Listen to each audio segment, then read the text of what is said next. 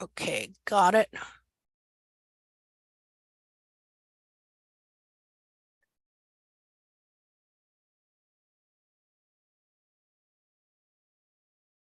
Alrighty. Okay, well, welcome to another Hoof Chat. And today we're going to be looking at some different hooves, and I'm going to talk about corrective trimming and maintenance trimming. And then to start off with, we're going to talk about the scientific method and how it is. I recently posted some new videos of actually they're new old videos because I did them last year and then I never got them posted. And it's a dissection I did last year where I just really wanted to try and simplify it and explain what the foundation of our understanding of the horse's foot is, because it is different than the rest of the hoof care industry. And the reason for that is a simple one, that we see the foot covered with skin as its main container, okay? And the capsule is just something the foot grows to support and stabilize and protect it. And so if you don't see the foot as covered with skin as a container, and I'm going to show you some photos and direct you to how to find the videos on YouTube, you will not draw the correct conclusions. And therefore, you're not going to know the true foot of the horse. And so anything that you design and you're trimming, you're shoeing, you're correcting is going to be inaccurate. And so what we want to know is we want to know the true foot of the horse, just like we would want a scientist to know our true foot. I'm going to show you something interesting too, because I have been accused by people of, well, your method, it's just cookie cutter. Well, guess what? You know what? That you can find literal cookie cutters on the anatomy. That's right. Why is that? Because guess what? Anatomy pretty much is cookie cutter to a degree, to a great degree. Okay. Like all of our hearts, pretty much the same. All of our bones. See, now difference between men and women, don't mean to get controversial there, but there is a difference biologically, physically between the anatomy of a man and a woman. There's a difference but all in all, the bones, the heart, the lungs, human feet, things like that. There's a general which is called gross anatomy. The basic anatomy is all the same. That's why they can make literal cookie cutters that you can use to make cookies. Literally, even they have fallopian tubes, they have intestine cookie cutters, they have. And how do we recognize what that is? I was talking to somebody the other day, and I said, what is our first lesson in anatomy? It's when we're little children, like a year old, and our mother, and we see a kitten or a cat, and our mother goes, kitty, that's a kitty. And we see it, and we see the outside of it, and we look at our mom and we mouth kitty. That's our first lesson in anatomy. And then mom, she shows us little books when we're little children, and they'll have a duck and a cat and a chicken and a cow and a horse. Okay. And we learn to look at those animals and say their names. We're looking at the overall big picture. And that is our first lesson in anatomy. And then when we start to dress ourselves, okay, mom, a lot of times she'll grab our foot and she'll go, foot, foot. And then we as little children look at our foot and we learn the word foot. And we can point at our foot and say foot, and we can point at mom's foot and say foot. But guess what? We can point at a dog's foot and say paw, but it's still the dog's foot, right? How do we know the difference between a dog's foot and a human foot? See, because this is science. This is science, people. This is called knowledge. The word science is a Latin word for knowledge. Okay, but we've taken the word and made it something ultra special, like it has some special power or something. No, it's just the gaining of knowledge and drawing conclusions. That's all it is. And so from a child, we are doing this. From a child, we're learning anatomy. And so when it comes to the study of anatomy, okay, you don't want to go in there first and look at all the microfibers and get the microscope out and take tissue samples and study them. You don't do that first. That's way, way, way, way, way down the line of learning the general anatomy of every living thing. Okay, the first thing you do is just what I said. You know, you're a little baby and you see a cat and your mom goes, kitty, and you learn to recognize a kitty by its anatomy, its external anatomy. Same thing with your foot, your body parts. You learn to recognize them and name them. Okay, the first thing you learn about is not, you know, your heart. You don't learn about your internal organs first. You learn about the exterior and then you work your way in. And some of us never learn the details of the internal anatomy. You know, some of us never learn all that, but all of us pretty much know about a heart and a lung and your tongue, you know, your eyeballs, things like that. So what man does is then over time started taking dead animals and dead people and taking them apart to try and figure out how they work. Okay. And then when they invented the microscope, okay, they got even more detailed. See, but you have to start with the big object and then work your way down. And so that's the difference between what we do is we understand that there is an object in the horse's foot that nobody else recognizes. And that is the main covering, not being, you know, on your finger, when you look at your fingernail, is that the main part of your finger? No, it's just a nail. It's just a protective covering for the end of your finger. Well, it's the same thing with the horse's foot. That is only a protective covering. It is there to help the horse maintain the shape of the back of his foot and to protect the foot. It is nothing but a self-grown shoe that grows on and grows off and keeps renewing itself. Okay, so we're going to look at what it is that we believe in TACT that makes the whole thing different. And but first I'm going to read. Now I got lost here. I'm going to read this deal on the scientific process. You know, such a mystery. Not. Okay, the scientific process. Remember, science means knowledge. That's all. Okay, science is not a god. Science is not a mystery. All right, science is collecting knowledge so that you can understand the things around you. So you want to know the truth about everything, because not knowing the truth about something, believing something false, can get you into a lot of trouble.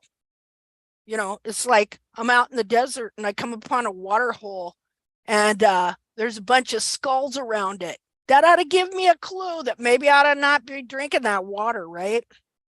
See, I have just seen an object. I have examined it, observed it, and then I have come to a determination. But what if I say to myself, oh, well, so what? You know, it's water. I need water. Then I drink it. Well, the next guy that comes along, he sees my skeleton laying there. See, It's as simple as that. All right, so scientists, knowledge gatherers, let's call them knowledge gatherers. We're hunter gatherers, right? Okay, so scientists are just hunter gatherers for knowledge. There we go. That takes, see what that takes away the scientist, you know. Okay, so hunter gatherers of knowledge make progress by using the hunter gatherer knowledge method. Okay, a process of checking conclusions against nature. After observing something, a hunter gatherer of knowledge tries to explain what he has seen. Does now, no, there we go. All the mystery of science and the greatness of it just went down into the tubes because it is something we all do. And the thing about it is, see, but then you get into academics, you know, and they want to make themselves special. I'm going to tell you something. Anything they know, regardless of how much they spent to go to college, okay, to their indoctrination, I call them indoctrination stations, because they're not just teaching you a profession anymore. Okay, they got other ulterior motives of things they want you to believe these days. So you go to college, you spend all this money, and all of a sudden you become a god, and your conclusions cannot be questioned. See, that's what I'm seeing. That's what I see in the hoof care world in a big way, that you're not to question these people. Okay, so it says the explanation is called a hypothesis. There is always at least one alternate hypothesis. Well, you know what? You wouldn't think so, according to the way the Farriers Act and the Barefoot Trimmers Act and all that. You wouldn't think there's another explanation. Say, why is that? Because the way they're going is not science anymore, if it ever was. Okay, it's more of a religion. It's more of a belief system. It's more of a where you idolize a person. So it says a part of nature is tested. Yeah, a part of nature is tested in a controlled experiment to see if the explanation matches reality. A controlled experiment is one in which all treatments are identical except some are exposed to the hypothetical cause and some are not. Any differences in the way the treatments behave is attributed to the presence and lack of the cause. Now, humans do this stuff all the time in their regular everyday lives to one degree or another, and they don't even realize they're doing it. Okay, everything you do to a certain degree is your own controlled experiment. And over time, you start seeing patterns because that's the way your brain operates. The thing is that in this type of science here, to where now in academics and colleges and in research and stuff like that, okay, they make it a point to set up these experiments for a purpose. But in general, this is the way we learn. We do these things all the time. You plant a garden every year, right? All your neighbors have planted gardens too. And over time, you have gained a knowledge of things that work and things that don't work and all that. You're still a knowledge gatherer. Okay, so if the results of the experiment are consistent with the explanation, okay, let's see, we need to cut out some of the big words. If the results of the experiment are consistent with the explanation, there is evidence to support the explanation. If the two do not match, the hunter-gatherer of knowledge seeks an alternative explanation. we can add another big word to it, hypothesis, and redesigns the experiment. See, again, we do this to a degree every day in our everyday life. If you're cooking, you're going to wind up doing this. It doesn't matter. When enough evidence accumulates, the underline of this natural phenomena is considered a scientific theory. Oh, a scientific theory. What is that? An idea, a conclusion. What is a scientific theory? It's an idea. It's a conclusion that you have arrived at. But what are they saying here? It's still just a theory. That's right. It's still just a theory, because guess what? You may not know all there is to know, and you could add something to the mix that would change the conclusion. See, but these people in a lot of these professions, when they have a theory, and perhaps it works to a degree, okay, they don't want to question it like ever. And if you come along and you question it, you become the enemy. Okay, so I'm going to read this again. When enough evidence accumulates, the understanding of the natural phenomena, the event that takes place, whatever's happening is happening, is considered a scientific theory, an idea of knowledge, a conclusion.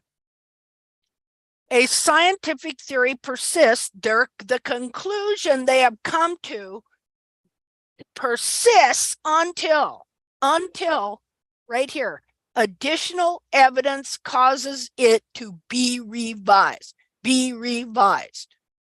Now, nature's reality is always the final judge of the scientific theory. What would you call nature's reality to us who trim our horses' feet? Who is the judge of nature's reality to us in what we do? Do you know?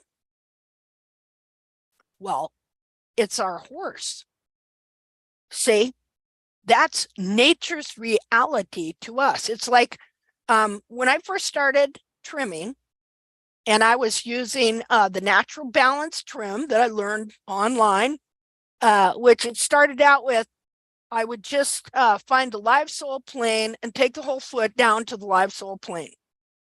Then later, some different ideas came in, Pete Ramey and some other people, and then Cheryl Henderson, ABC Hoof Care, where they started taking the heels down a lot more.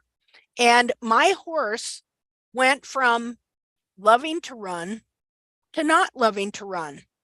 Now, do you see there how I'm observing nature in the raw in my horse, that I'm practicing something on his feet? Here's another thing. He was young then. He was not quite 2 years old. And of course, he was trimmed by a farrier from the time he was about 6 months old until he was about 2.5. And I mean, like clockwork, every 6 weeks. And that was when I found out that in the farrier trim, they leave the wall a little bit long, and then the walls can just start flaring out and the feet getting bigger and bigger. But I'll tell you one thing that never was. My horse was never, ever tender on gravel. Of course, I never, stomped him over a lot of gravel or anything like that, but he was never tender-footed. And that guy, he loved to run. But then what I didn't like was the fact that his feet were getting bigger and bigger, and he was getting graveled. He was getting graveled is where when the white line gets stretched, a little piece of gravel gets up in the white line, it travels up the hoof wall and it pops out on the wall. And so through a set of circumstances, which I don't want to go into right now, the farrier didn't come anymore. And so I learned how to trim through online instructions of Gene Obnick. And I did that for 2 years. And my horse's feet actually got better. And I didn't have that many problems with him. But then when I started studying more about this type of hoof trimming, and I got into Pete Ramey and then Henderson, and then reading about other people and stuff like that, my horse's feet got worse and worse. And my horse that loved to run quit loving to run. So you see how I am observing nature, which is my horse.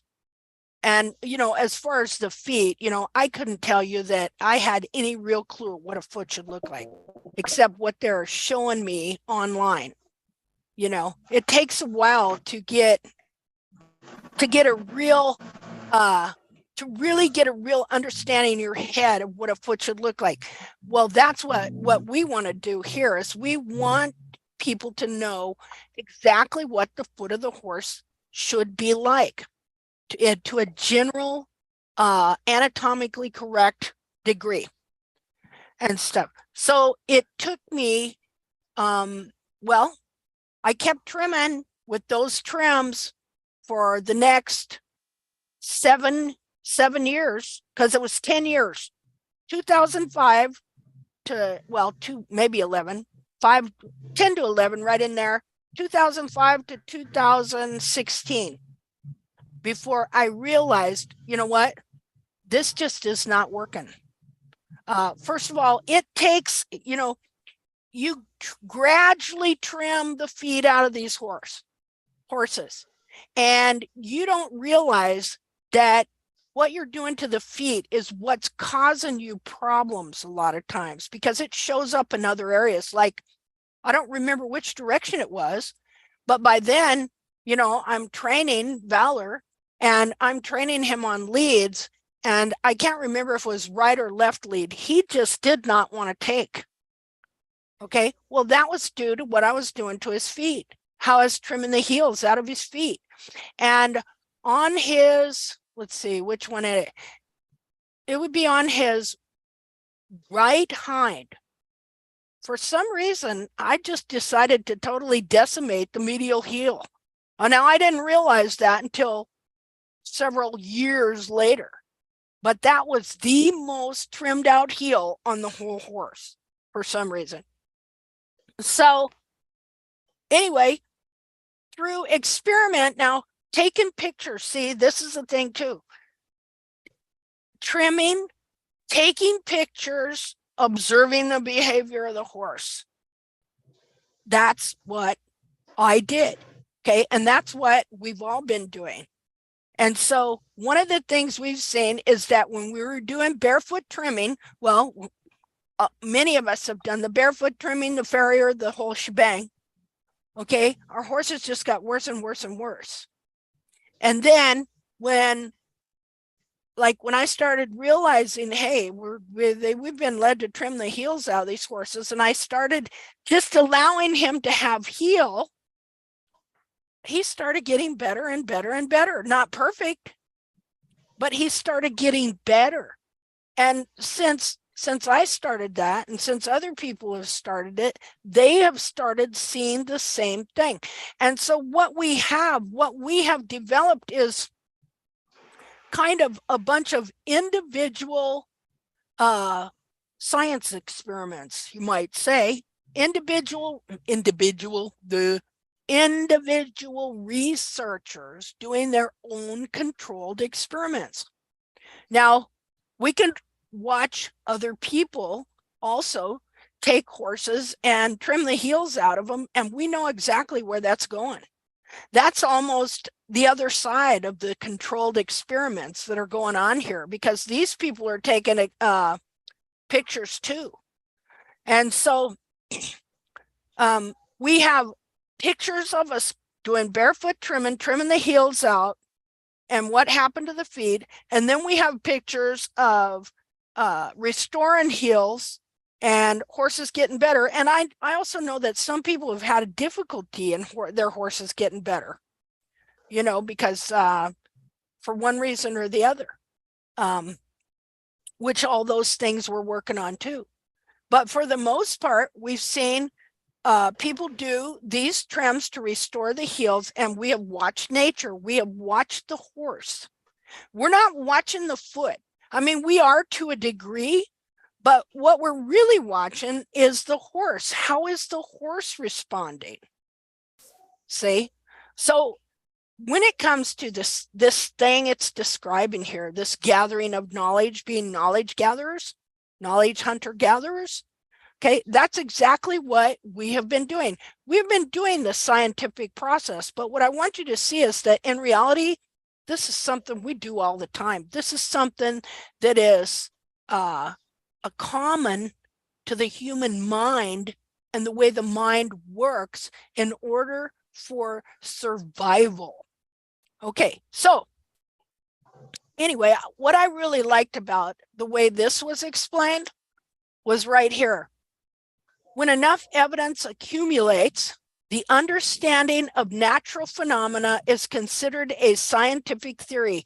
A scientific theory persists until additional evidence causes it to be revised. And so this is the way I run. Okay, I never get to the point to where, and none of us should, to where, oh, this is the end of the matter. Okay, but you also, to some degree, have to get to the point to where you see that some of the things that are practices are wrong no matter what, almost. I mean, like trimming the heels out. Okay, for the most part, yeah, no, not never. But there might come a time when we might take heels down for a reason that would release the foot if it had support.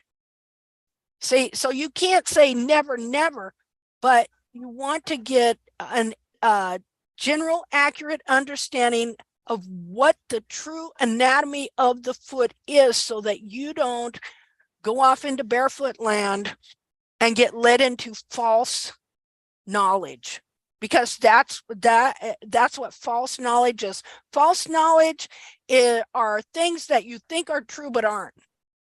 And the barefoot trimming natural hoof care is jam-packed full of that stuff. So is farriery. It's just a historical fact. And the attitudes of the people are what keep it that way, that you don't have a right to question. See? And I've also seen where they'll bend over backwards to try and make their falsehoods look real. You know, fudging up the science. That's called, you ever heard the word pseudoscience? Okay, that's where people, they want something to be true. And so they're going to arrange the so-called scientific facts to make it look like it's true. This stuff happens all the time too. We're all becoming more and more and more wise to these things as because of the internet. They say, see, and then they go, well, don't believe everything you see on the internet. Well, how about though that we can go through enough alternate hypothesis to where we can start to make a judgment of our own about certain things. See, so just the fact that you have a lot of information at your fingertips, but of course you're going to have to weigh things, and then you're going to have to try them out, and then you're going to have to see what works and what doesn't.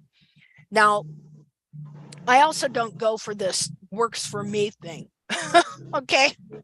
No, I don't go for that works for me thing, because it can seem to work, but it's not, especially when it comes to horses' feet. Okay, so we're going to get in, I'm going to show you some pictures, and we're going to get into what it is in TACT that makes it different from the way they study the foot. Okay, so I got some pictures I took this morning of that foot that I lost. I was talking earlier before I started recording about how I did this dissection. I took this foot apart and I skinned half of it, and then I lost the foot. But the other day I found it. I'd put it in a bread wrapper. That's why I couldn't find it. Put it in a bread wrapper in the freezer. So I was really happy to find it. So I'm going to load these pictures up here. Just a second here. And I'm going to explain. Well, here, I also want to show you something else here. Just a second here. Okay. I don't know who that was. Oh, bunch of junk. Never mind. Hold on. I got to find something here. Get a drink of water.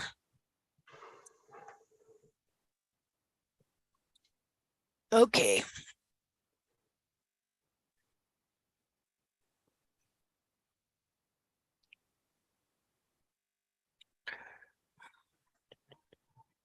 Who should I load these pictures down to? Just a second.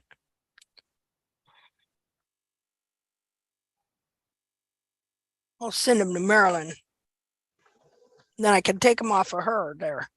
Okay, 1, 2, 3. 6.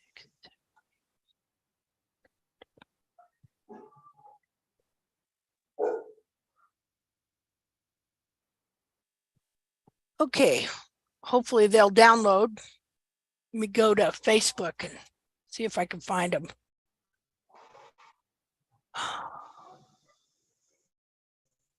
Or get a different picture. Let's see. New share. Let's go here for right now. See, because I know that when we really get going here one of these days, I'm going to make some people angry because I tend to do that. And so if I use their pictures on my channel, I could get a copyright deal, you know, whatever they call it, strike. But the thing about it is, what we do in using other people's pictures is for criticism and education, which is legal. These things are a product, by the way, that hoof care is a product that you buy, by the way. Whether it's barefoot trimming, whether it's taking barefoot trimming classes, buying their books, anything like that, that's a product. And they're making medical claims in those books, you know, veterinary medical claims in those books. We have a right to examine everything that they say and do to see if it's true. That's science. See, we have a right to come along with a different hypothesis. And then, but instead of them wanting to revise it, they fight against it.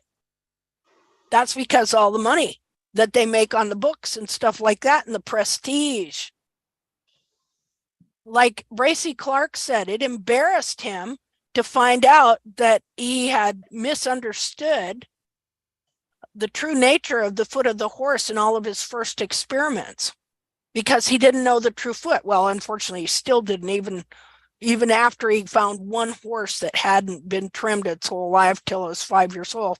He, you know, even that foot was deformed. We can know more than Bracy, but he would have been a person, hopefully, that would have wanted to know the truth instead of fighting against it. Okay, so let me see if I got these pictures loaded up yet.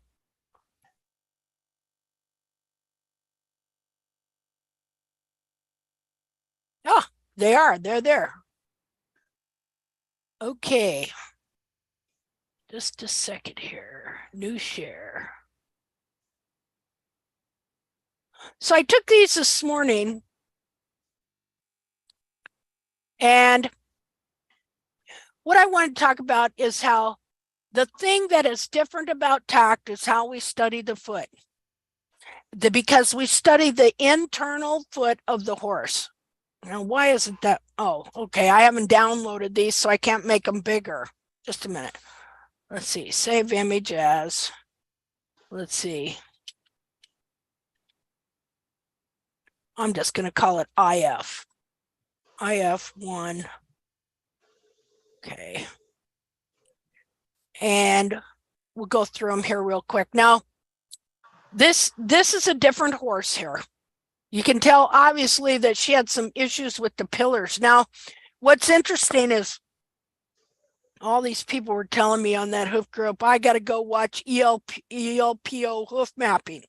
Now, I started out with Gene Ovanik's hoof mapping, which was in the natural balance deal, and got a lot of respect for him, and very thankful for what I learned there about the true apex of the frog. But I also learned that sometimes it don't work out to just trim the apex of the frog down, because that apex can be shoved so far forward in the foot that even when you trim it down, it still looks like the sole and frog are merging, but the sole is stretched clear out from underneath the horse's foot.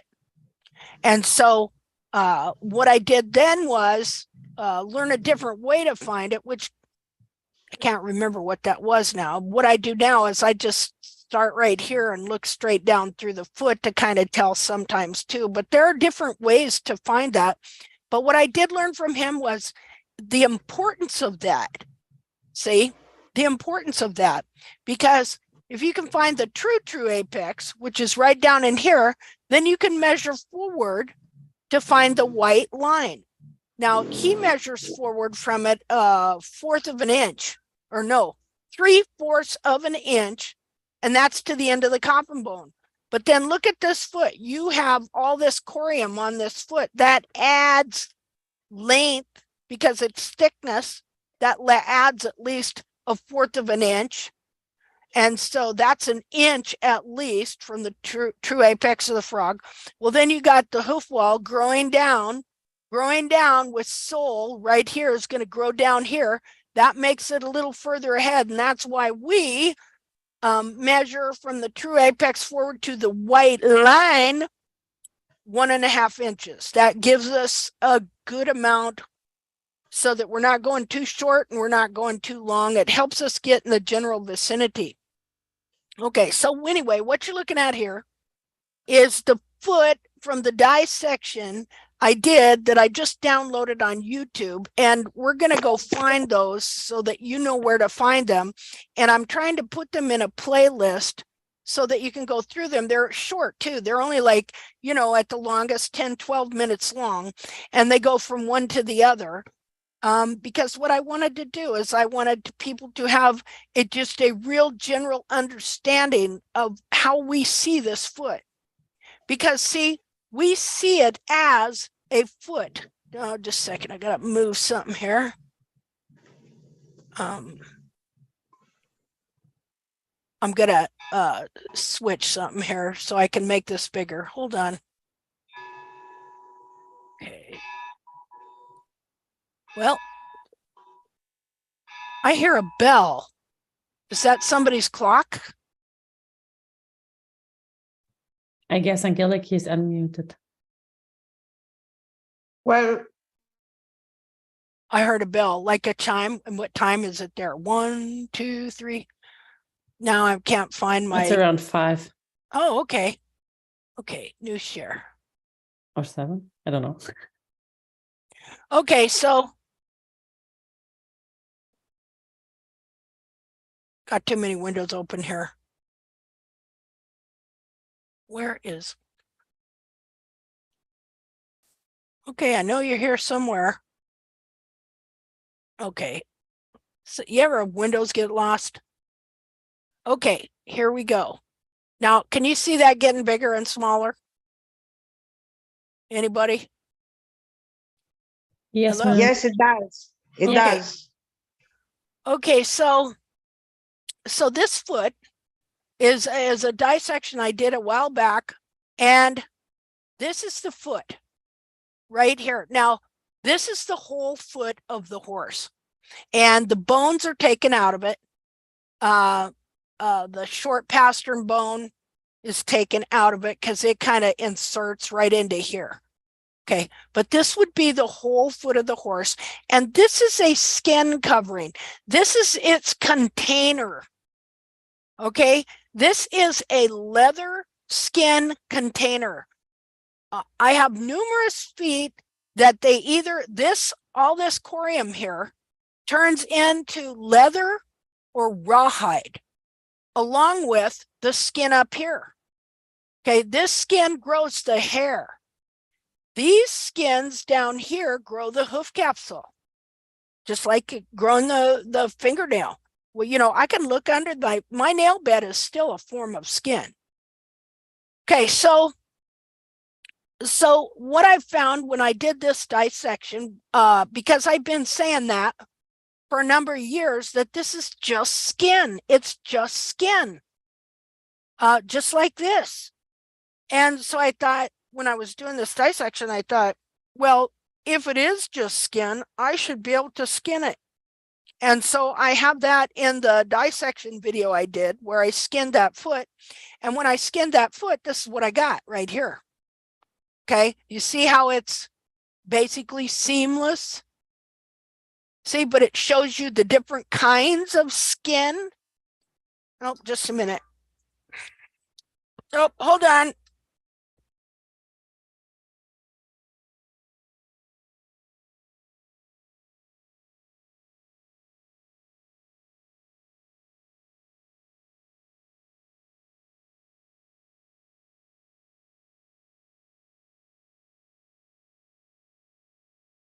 Okay, so this is, got all this stuff in the way. This is what I skinned off of half the foot right here.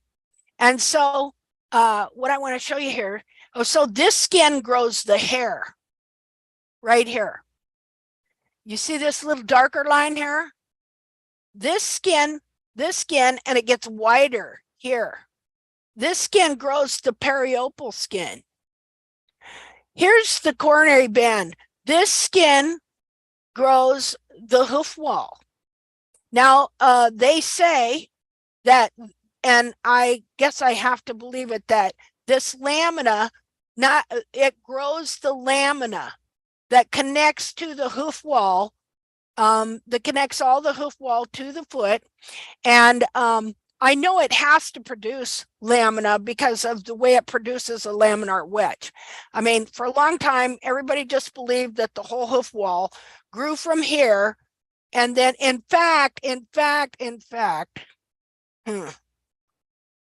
that might be even a different kind of corium right there. See how it's a different color? That there just might produce the lamina. It might, you know, this may not produce it, or it may. I don't know. But I know that this produces horn tubules and the outer and middle and some of the inner hoof wall. But then the lamina right here is produced in this area here as this travels down, like the periopal connects to this part connects to this part, and then they travel down the wall till they get to right here. And this here produces that glue. First of all, it does two things.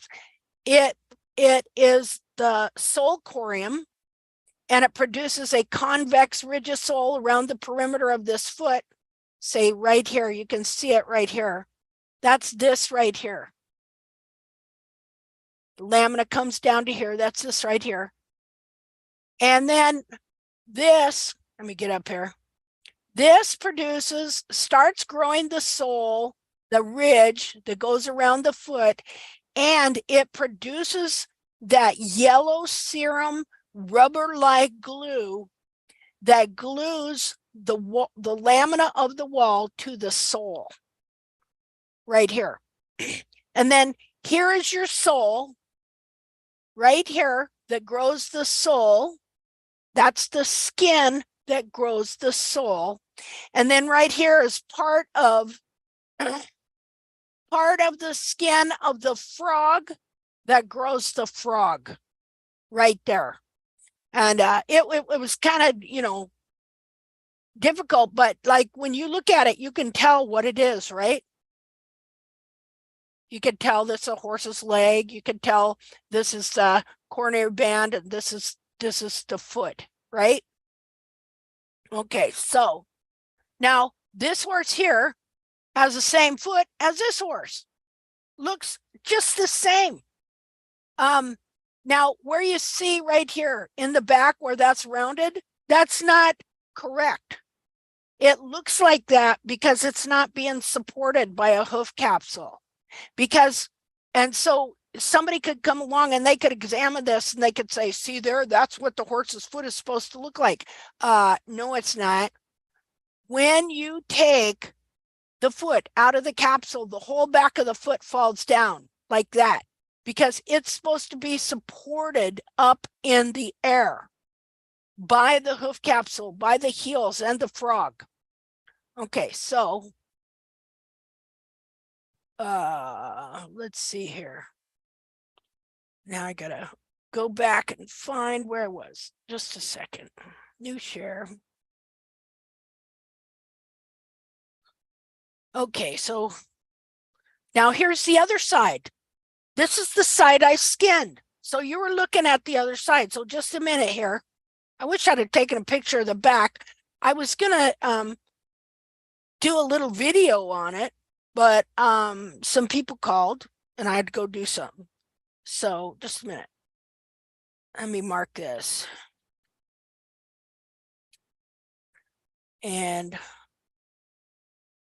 But I will take some more pictures of it so that you can see more. Let's see here. New share. I'll have to take it off of the internet and then put it in pictures because it was on my phone and I can't figure out how to get off my phone into my computer. Okay, so this is the side I skinned off of here. Okay, so again, the whole foot, wait a minute. The whole foot is what we were just looking at on the other side. Say, I wonder, right here, see it? That's the foot, the whole foot. But when you take the skin off, which is a container in and of itself, and if you don't understand that as a container, you will never understand why the rest of this foot does the stuff it does. You will never understand what you're really seeing in an x-ray. Okay, now why is this different? Because they don't study it like this and they never have. The stuff you are seeing here, some of this stuff they've never seen. They've never even named it. Like this right here, they don't even know it exists. Okay, I can prove that. All right, I wouldn't have known it exists either. I thought it was just sole corium. No, there's a different kind of corium right there that injects that glue into that wall. That's why it looks different. Same reason all of them look different. Look at how different they look. Periopal corium looks different than the corium on the leg that grows the hair. Okay, looks different than this corium right here. And obviously, I'm beginning to think now, after seeing that this is even a little different kind of corium here that does a little different thing. And then you got the lamina. Well, that's a different corium. And the lamina goes right to there, not to the very bottom of the foot, but right there. And then it's got this corium. Obviously, that does something a little different. It's sole corium, and we know it's sole corium because it grows a convex sole, but it's got something else there that injects rubber cement into the lamina of the hoof capsule to adhere the sole and wall together. And then you got the sole corium. Well, then down here you got the frog corium. And then you got the bottom of the collateral groove corium. And, you know, when you get back here, you got your heel buttress corium. I mean, different kinds, but that's what it looks like on the inside. This is kind of how they study it. Like they would take all that corium off and just throw it on a table and say, see there, the coffin bone is ground parallel. Well, no, it's not. It's not from the way the hoof capsule grow. It's not from the way the heels grow, and it's not from the way all these tissues on the foot. Like it was really hard getting the back of this part off, and it was a lot thicker. I had to cut a big chunk off, but this here has a big chunk. This sets in the foot at a positive angle because The tissues that run under here are thicker as they go back here. They're thicker right here. So it lifts the foot up, even though it don't look like it here, because again, when you take the capsule off, the whole back of the foot, and plus I've taken the center of the foot out. So this just falls down like that. So, oops, let's see. Oh, could you read that for me? Angelique's here. She reads Greek. Okay. Let's see here. All right. So there you go. That's the inside. Now, as I said, I wanted to take more pictures. But I got busy, so I couldn't, unfortunately. Now, his heel, okay, that right here is where the bone ends. This here is another kind of, is cartilage, and then your heel ends right here, and your heel buttress corium is right here. This under here is where your heel buttress corium and stuff is growing. Okay, so let me let's see. Am I back? Okay, let me go back to the other pictures. New share.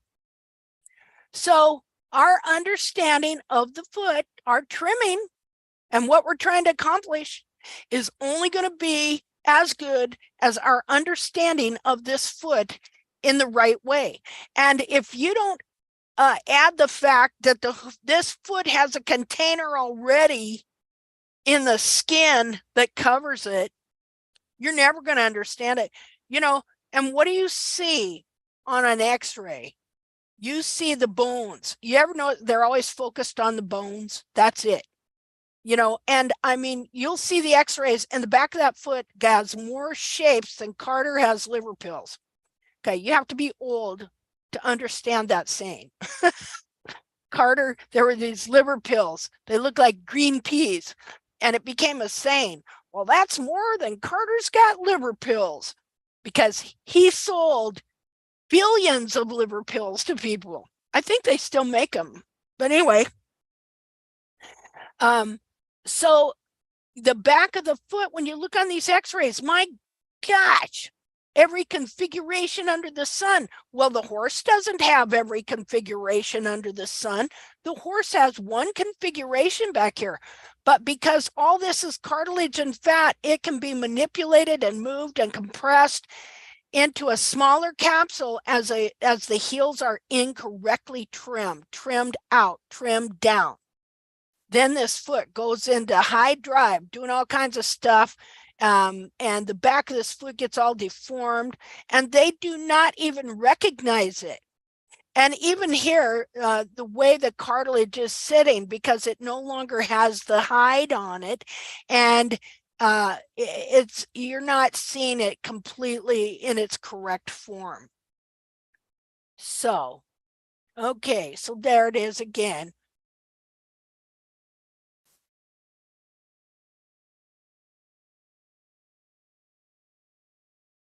Oops. My thing is not wanting to go back. Why that? Huh. Oops. I didn't want that to be on there. Hold on. Okay. Just a second here. Gotta go find. Oh, I'm lost. Hold on. I gotta go find that again.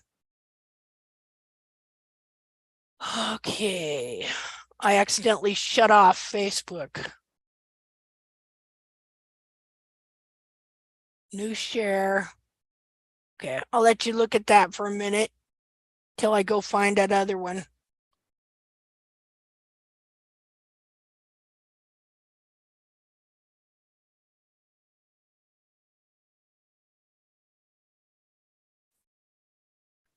See, it is just so vital that people realize that horse has a foot inside that capsule, not a capsule full of parts. How did he get to be called a hoof? Okay, I saw this on some EDU education college vet site where they did a what do you call those things? PowerPoint presentation where they explain the foot of the horse, a mini explanation and why it's called a hoof. It's really a hoof capsule, hoof for short. And then they show you the parts inside of it. They don't see it as a foot because capsules are very difficult to take off. Okay, and when you do take them off, the foot is blood red. And so they're thinking it's just a body part. It's just tissue, just connective tissue. That they're just seeing it as some sort of form of tissue body part thing. But when you soak the feet and all the blood comes out, it's the color of skin, of pink, of a pink baby's butt. Okay. It's the color of skin, pink skin. Just like what I'm showing you here, I gotta go find those pictures again.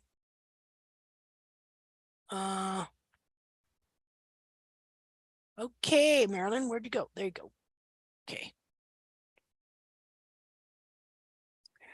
Okay, so I took some of them in the kitchen. Let's see.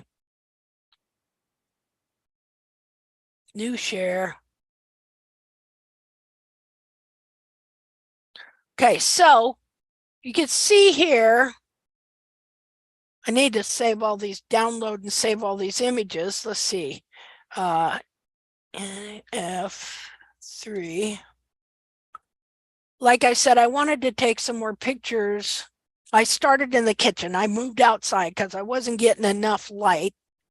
Let's see. Hey, I got them soaking in alcohol and glycerin and all kinds of stuff. And, it's no different than cutting up a chicken in the end. In the end, we all, well, unless you're vegan, we all deal with roasts. We've all eaten pig's feet, some of us. Anyway, pig's feet. Most people don't have a problem with that. Well, and what about let's see, oxtail? Nothing like good old oxtail soup. Of course, I don't want to eat a horse's foot, but still, it's just, meat. Let's see here. Chicken skin, horse skin. Let's see. Okay, new share.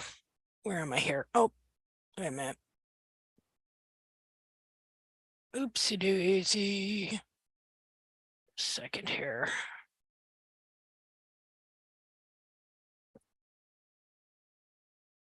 Okay.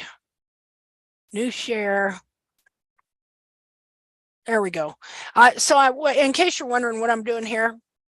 Okay, so I transferred the pictures from my phone to Marilyn's messenger page, and then I got to go on there, and then I got to download it to the computer, and so that's what I'm doing.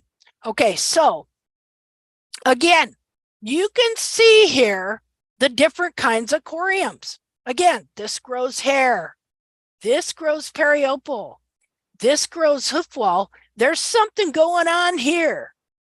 There's a new kind of corium. None of these are new. They've always been there. Okay. But they don't look at this as skin, folks, so they ain't seeing what we're seeing here. What you're seeing here next to me, nobody else in the world has ever seen. They've looked at it, if it was a snake, it would have bit me. But they have not seen it. They've seen that this is a corium. They know that this part, and they know the lamina, but few people ever see the corium of the periopal. Okay, now they know that's there. All right, but they don't know this is there. See that right there? They do not know that's there. All right, because all the pictures, okay, I'll take you to Merrick's Vet Manual and to the Bible of the Horseshoer, who was it? something can shishiks, lameness in horses, and I've showed you the pictures before, how they'll draw a picture and they don't even draw that. They will draw the lamina all the way to the very bottom of the foot because they don't want to show the sole corium lipping up over the outside. Either they don't see it or they see it and they know that if they show it, it's going to present a question. People are going to question their conclusions. See, anybody really looking and sees that, once they've studied this stuff for a while, they're going to question the whole, is the soul really just concave theory? Everything they teach is a theory. Everything, a theory is just a theory. You don't know if it's absolute truth or what. Somebody come along with another idea, another conclusion, another hypothesis, and then the whole thing has to be revised. So hoof care has to be revised in totality. Okay, so you can see all this is part of the foot, but have you ever noticed nobody ever looks above but us? We're the only ones that look up here because they don't consider this part of the foot. All they see, what? Linda, Yeah? I want to ask you something. Okay. Do you see any similarities between the under periople, this reddish line on the skin, and the reddish line on the concave, the seal there? Right there? Yes. Are they similar? Not really. Not really, Are they because, different? well, maybe. Well, I don't know. You know, I think they're similar in that they grow something made out of keratin and they grow tubules, you know. But as far as this, the periopal growing what's here, no, because what grows here is sole. And then, but yes, then, but it's quite similar to the under of the periople line, the reddish line. oh, under here? No, Here? under there. Yes, there. Here? Well, yes. this is where the lamina grows from. Right yes. here. What I think the lamina, I don't Maybe know, something is going on here. Maybe they have something that connects. Yeah. Yeah. Because both these lines are connect. similar. Yeah, yes. this one here and this one here. You're right. Yes. Yeah. So there's something there's something similar going on there for sure. Could it be, Angeliki, that you think when you say that they connect, maybe they two lines, I don't know, it's just assumption. Yeah. Maybe those lines come together in the frog's day. If they go around, well, the birth of the white line.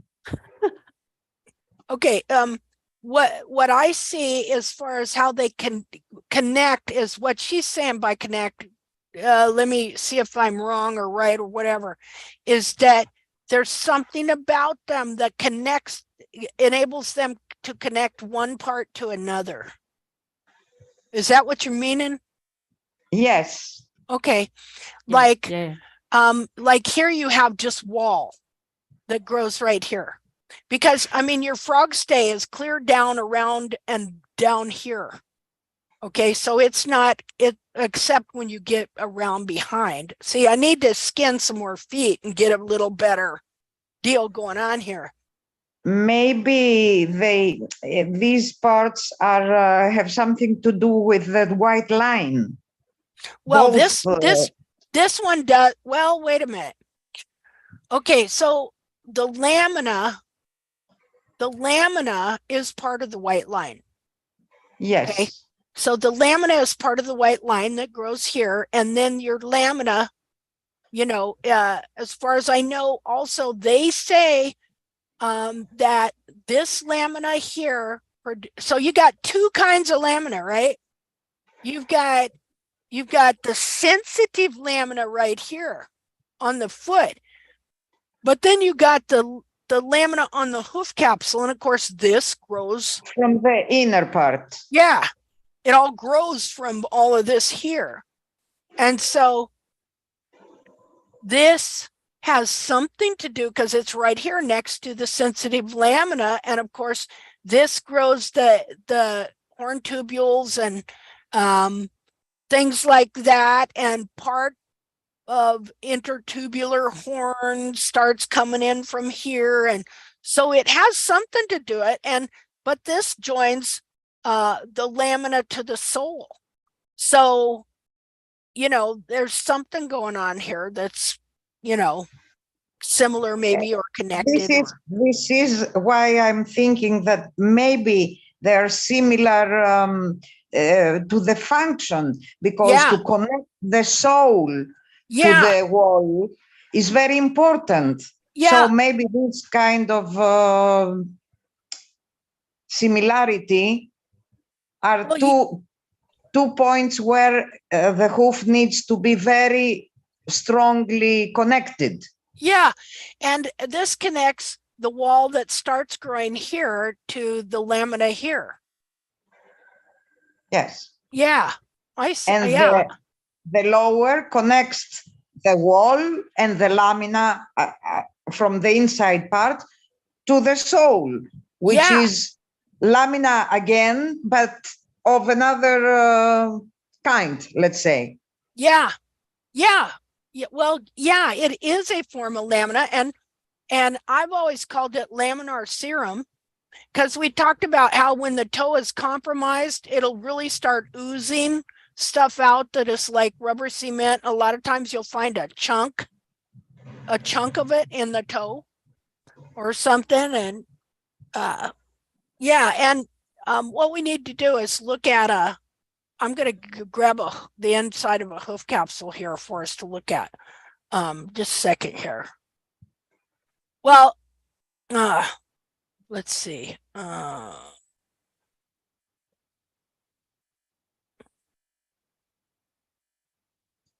Pictures. Okay. Trying to figure out where I'm going here.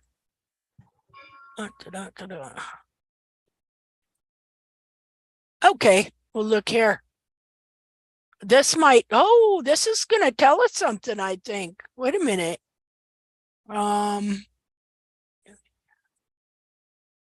Okay, cool. All right, so this is inside of a hoop capsule. All right, so let's now think about what we're looking at on that skin. Okay, so here's your periopal skin up here, the lamina that grows periopal skin. And then you got the coronary band, and that's that. But look here. So this looks like that area we were just looking at, doesn't it? Right in here somewhere. It grows this here. Connects this here to the lamina, this lamina to the lamina on the leg. So something there that looks like that area, doesn't it? I mean, you can definitely see there's different layers here. Here's your periopal. Here's your. And if you go down, look here, there, exactly there. Yeah. And so it's interesting, the sole tubules that you can see here in here, and you see how it creates a form-fitted, well, and look at the brown, it's kind of brownish color there, and it creates that form-fitted rim of sole around the perimeter of that foot. So just pretty interesting to see the different parts it grows and connects. Like this has to connect to here, and then these grow down, and they say that the lamina produces this too. I don't know, but and then when you get down here, you know, because the sole does not have these leaves. Okay, so it injects that glue into, this is your white line. When it gets down to the bottom, this is the white line, but that one area of the sole corium injects this yellowish glue into that, and that's what connects this sole here. That's your white line right in there where it starts. And that's why all this has to be and fit in a specific way. And so if we go back, let's see, let's look at a couple of feet here. Okay, see, totally different horse, same foot, same feet. They all have the same foot and the same configuration back here, everything. But of course, you know, they're going to be different sizes, different widths. And from what I've seen too, okay, you see here the heel right here? What I have seen is I have seen feet with a different depth of this part, kind of a different, some with a little bit longer. And I'm just making a theory now that where I've seen the longer here was in the front feet. And because I think this was a rear foot, or maybe not. No, this was a front foot. I think, can't remember now. But anyway, now my thing ain't moving. There we go. So all the feet on the inside of the horse is the same. And so it is this concept that makes what we do different than anybody else, is that we want to understand that inner foot with its whole covering on first before you start taking apart and cutting it into pieces. Okay, just like the baby. Okay, the baby learns its first anatomy lesson and looking at its whole foot, right? They didn't, the way they develop shoes, the way they study the anatomy of the foot, you look at the outside of the foot first. Okay, so, you know, I don't look at my hand and they don't look at the hand and study the finger according to the nail that's on it. And all this hoof capsule is a fingernail, a big one. And so this hoof capsule, all of this is temporary, but that foot is permanent part of the horse. And so if this capsule is not configured in a specific fashion in the heels and the frog, then the foot is going to be deformed, because the back of the foot is 2/3. Well, let's look at this picture here. Just a minute here. New share. Okay, so here's another horse. Got the same foot. Okay, now this was a front foot, and he had very good depth of heel right here. Physical heel. More so on this horse than the rear foot on the horse that we're looking at where I skinned the foot. Okay, so this is just some things I've been thinking about in the last couple of days about that, seeing that. But you know what? This is all theory, right? This is hypothesis, this part. But what is sometimes you just come to truths that cannot be debated. All right. And the truth here that is undebatable is that this is a foot covered with skin, period. And it should be first recognized as such and studied as such. And since it is a foot covered with skin, okay, and this is a container, then we also have to understand that internally it's not solid. The only part that is solid is this bone. 2/3 of that foot is cartilage and fat. And we know that bone is pretty much immovable, but cartilage and fat can be moved all over the place. And the interesting thing about it is these are called the collateral cartilages. Okay, I was going to show you a picture here. Just a second. Let me find something.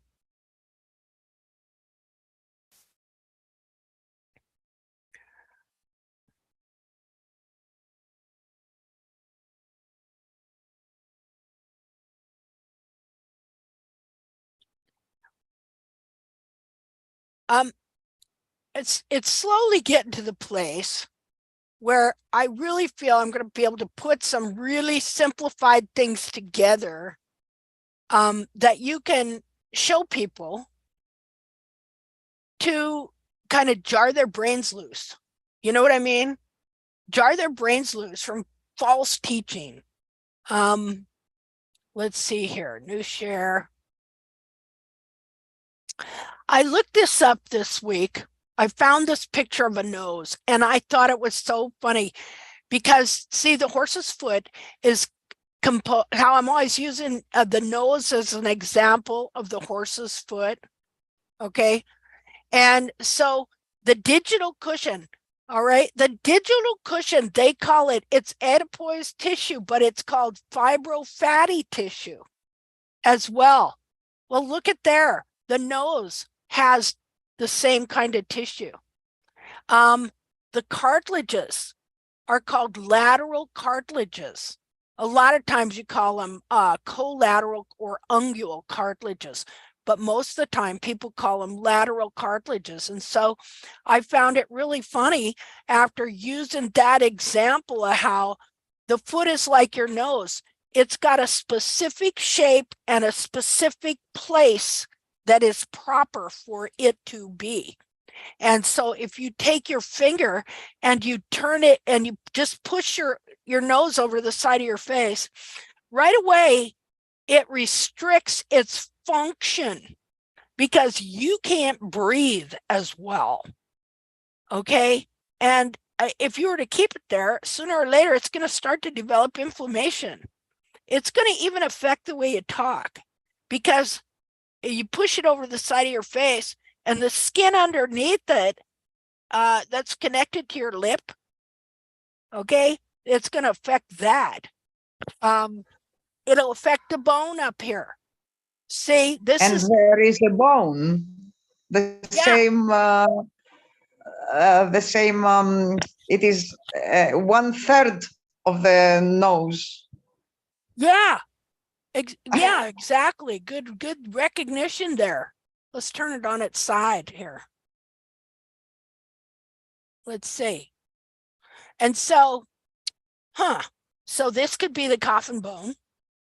Okay, this could be your digital cushion. Here's your cartilages. You know, it's kind of similar. Oh, there's your frog stay.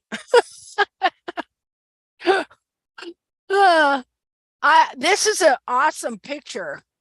I'm so glad I found it. Let's see.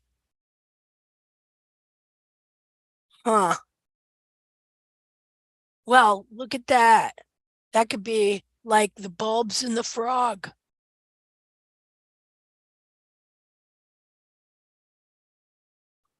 Ha! Okay, Linda, don't push it. That was a joke. Don't push it up. Don't push that analogy too far. Okay. Well, it's as plain as the nose on our face, folks. It was a snake and a bit you. Okay, let me go back now. New share. Well, think about it though. Anatomy, it has the same parts, you know, and 2/3 of it here are soft cartilage and fat. The only thing that maintains its true form is if it grows the correct heel and frog apparatus. See? So now you can look at this foot down here, how they tried to make it into a barefoot and took all this back of this foot and have pulled it down under here. And then we got to remember too, just like our nose does not like to be pushed over to the side of our face, this foot doesn't like to be compressed. It's always wanting to come out. Okay, so the horse is going to have constant inflammation. See? All right, so we'll go look at the rest of those pictures. Just a second here. New share. Okay.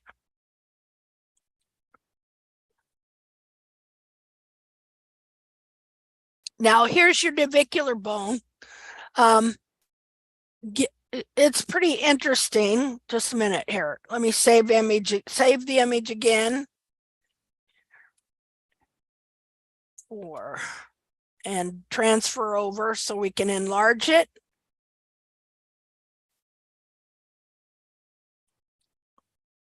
Okay. Okay, so now you see your collateral cartilage here, or lateral cartilage, or ungual cartilage, whatever you want to call it. Now, I always called them collateral cartilages. Now, they called them lateral cartilages, but to me, lateral meant outside, and I figured there was two of them, so I'd just like to call them collateral, one on each side. But regardless, these cartilages here, you can see they're not that thick, and on the inside of them here is attached the digital cushion. All of this here, except here, because here is where your short pastern bone sits. This is all digital cushion, all of this, and then underneath there too, up on top of the frog, is all fat. Let me show you a picture here. Just a second. Find that picture.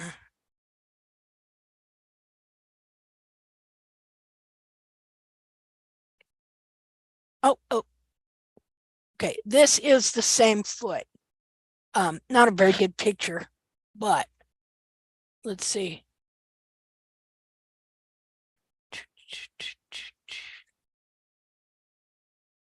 Okay, this is the same foot, kind of blurry, but this is that cartilage right here. Okay, so you know it's not very thick, and it's curved. It's curved, and then it is full. All of this is full of the digital cushion, which is fat, like in your breasts. Okay, it's adipose tissue, fat, like whale blubber. And I know it's fat because I posted that because I baked one time and all that fat came out of it. I didn't mean to bake it. I was just trying to dry it out, but it wound up baking it, and this beautiful golden oil came out of it. And so I thought, you know what, this is like whale blubber. So I studied whale blubber, and you know, they used to hunt whales and use the oil to light their lamps and stuff. And there was different grades of whale blubber oil. And the highest grade is a deep golden color. And that's the color of the oil that comes out of these feet. And like when you soak these feet in water, because you soak them to get the hoof capsule off, when you soak them in water and the foot is breaking down, you'll look down in the water a lot of times after a few days, and there'll be you know how oil raises to the surface? Okay, there'll be big droplets of golden oil on the top of the water. And so adipose tissue is an interesting substance because it has hormones and it sends messages to your brain. How about that? Not only that, what do you call it? Insulation properties that it has. So now you know why a horse's feet don't freeze, right? Because most of it, well, up to 2/3 of the foot practically are this digital cushion. You know, that might not be the exact ratio percentage, but now do you see, look at the back of this foot. So you've got this big cleft here between the bulbs. And so this frog stay grows from between those bulbs. And you see why these bulbs need to be up off the ground. They were never meant to be pulled down to the ground and pummeled. Okay, if we go back, let's see. We go back to this and we look at the cartilage here. That's not supposed to be on the ground being pummeled. Okay, and this whole theory that you lower the heels so that you can build up the digital cushion. Or you can grow cartilage. Now they're saying that too. Grow cartilage? From what I know, that's a real issue. Growing cartilage, because when your cartilage wears out in your knees, what do you got to do?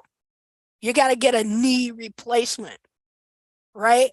So they're pulling the bulbs of these horses down on the ground and compressing all these cartilages into a smaller foot and then making the horse, okay, one thing it does is that it changes the form of the foot so much that the horse cannot do anything but land what seems to be a heel first.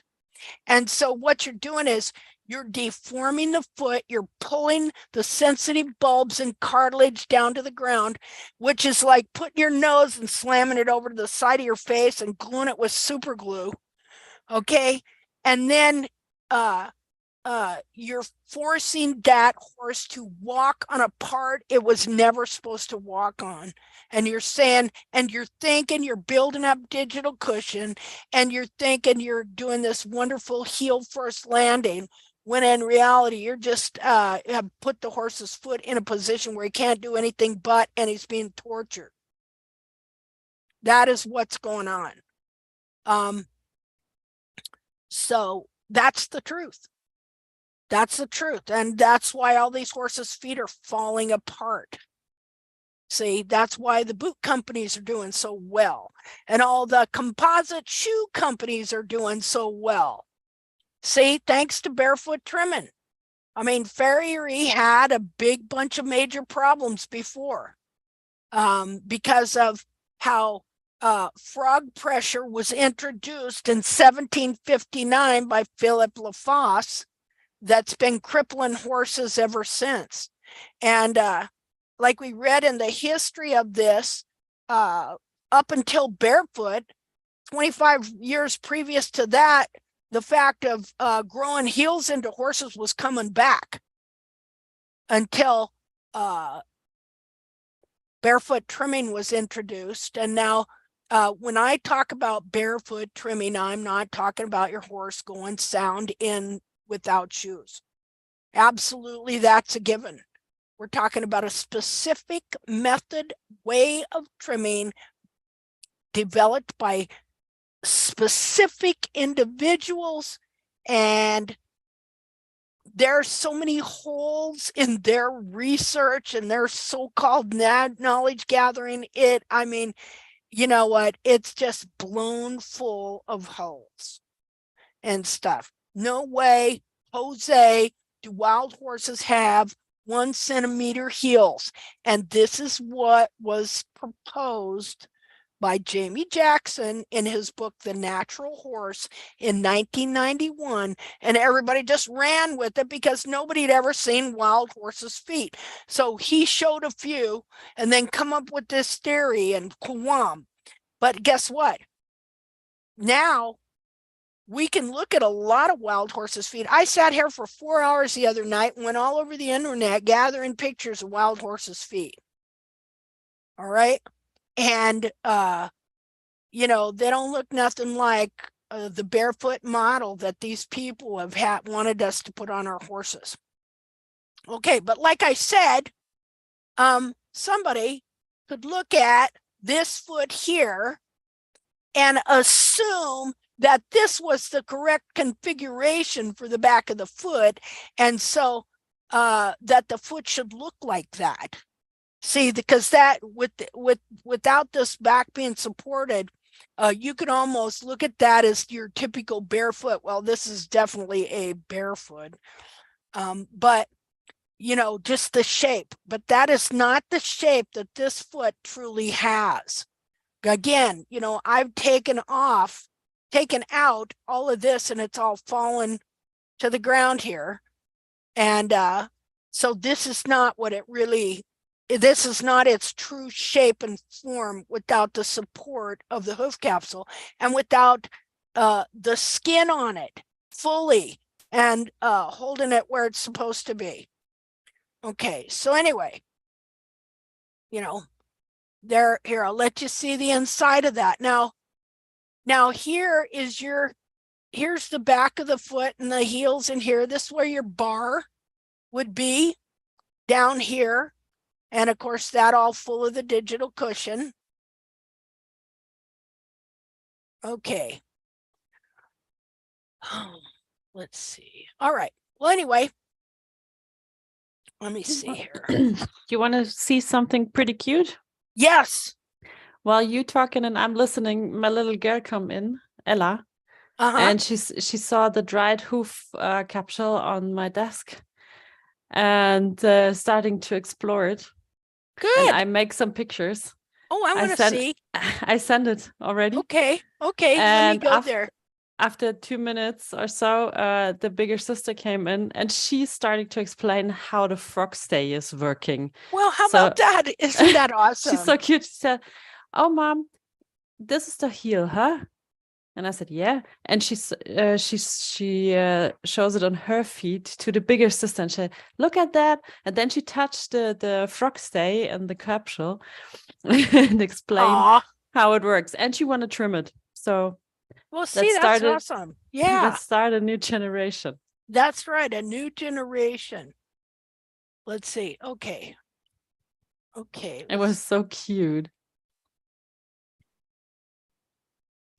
Oh, let's see here. Let me new share. Oh, she's beautiful. She's so interested in all That's a pretty cool foot. Where did you get that?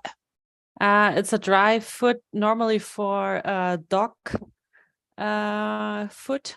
Mm-hmm. And I guess that's from Hungary, but I'm not sure. They came with the coffin bone. Okay, that's pretty cool. Mm-hmm.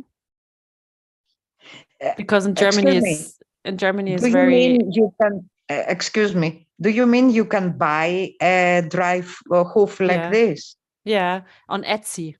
I found it on Etsy. Yes, I know Etsy. Okay. Yeah, I find it there, and just ask if I can have a special wish, and I need big hoofs from a big warm blood or a cold blood, because I want to have a closer look, and yeah, that's what I get. It takes around 3 weeks. You know, in Greece we don't slaughter, and it's obligatory that we have to make a big hole and put the animal inside. So I have no chance of having one hoof on my hands. Yeah, so you can go on Etsy. You can send me your address and I can order, and then I'm sending to you to Greece. No problem. Just let me know. Well, I can find you. Just show me where in Etsy I can get one. I send you the link. They're very thank you very much. Yeah. This is my dream, to have a hoof on my hands. Normally, they took it for dog food, so it's like a snack for dogs. And I said, "Oh my gosh, no, we don't have this in Greece. I just need that." And, well, thank you. Anyway, thank you very much. Okay. That's totally interesting because I get the coffin bones from that hoof with it, and you see the distortion in the coffin bone and in the tiptoe. I just make a few pictures. I don't know if you can see it, but I can send it to you. It's interesting how even when it's dried out. So that's awesome. I send you. This one was it. Well, that's awesome. Thank you for sharing that. Yeah, you're welcome. I send you another picture from that coffin bone who fits the hoof capsule. Should be the next one. Let's see. Oh yeah, there on the right. Yeah. You see the distortion in the front of the little capsule. tip in the toe there. Yeah. Well, look in the crack. Look at the crack too. And then I was looking at the back, like, okay, so you see the frog stay here? So like some people are calling that the frog spine. Have you ever heard them call it that? No. Yeah. No. All right. Well, equine podiatry guy, Casey Lapierre, likes to call it the frog spine and stuff. Bracy Clark named it the frog stay. Okay, so I got to looking at some of these pictures that they were drawn of the frog stay and the frog, well, what they were calling a frog spine, and what it was when the heels are, when the bulbs are kind of compressed together, then this is the way the frog stay grows. Okay, but let me show you a picture of this. It gets into the hoof, the foot. Yeah, but I'm not quite sure if it's happened after after they dried it, because I don't know how they prepare. Yeah, that could have happened too. Because the coffin bone doesn't fit so much well on the side, so I don't know if the more of the deformation is happening afterwards. I tried to figure out how they cut the knife and the frog stay, but I don't have any pictures. Just a second. I have to make them. Well, see, they would have probably just pulled that foot right off. It shrinks. It shrinks almost. Just a minute. I can make a lot of picture of that and send it maybe for the next. Yeah, I'd like to see we can what have a closer look. Well, see, the hoof capsule does shrink behind, let's see, just a minute, let me see. Or I make them in the meantime while you talking. I'm gonna find pictures of this foot, the back of it, so you can see. Hoof.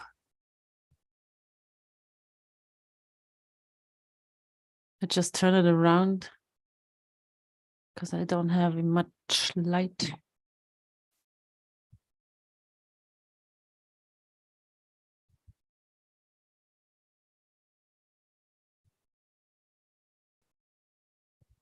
Well, I wonder. And they cut the most of the frog stay out on this foot,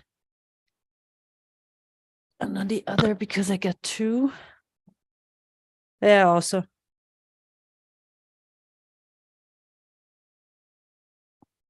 Looking in the wrong place. Just a minute. Uh-oh. Dang.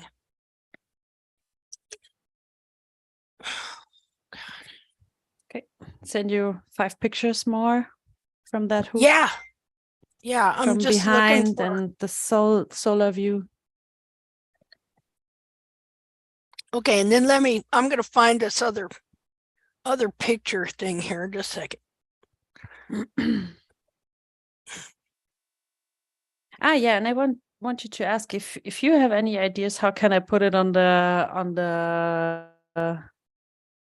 working table and fix it to and to prepare it and trim it on one side, because I want to trim it and I don't have any idea how to Okay, I'll see if I can.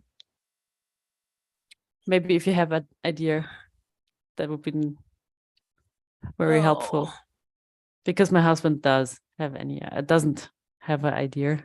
Okay. I'm A yeah, vise. scared. You can use a vise. Wise. I don't know if you could put a vise on a table. Let's see. Yeah, doesn't matter. I will find something. I'm just looking for, I want to find a picture of the frog stay that was in this foot here in the capsule. So let's see. Mm-hmm.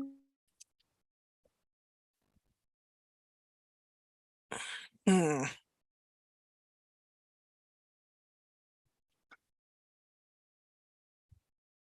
Eh.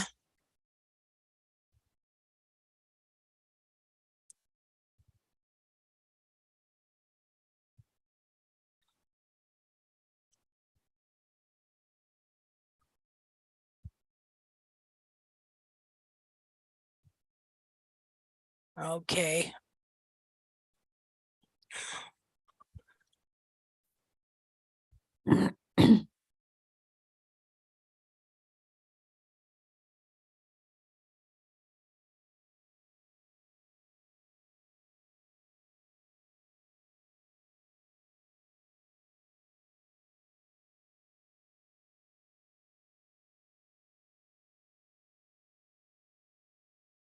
Well,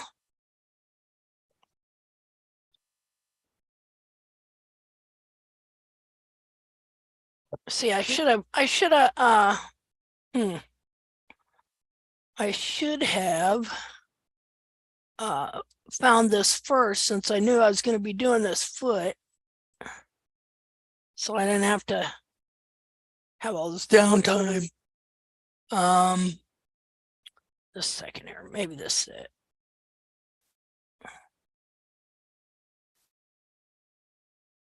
Crying out loud. Oh, well, that's wrong. Oh, wait a minute. It was almost there.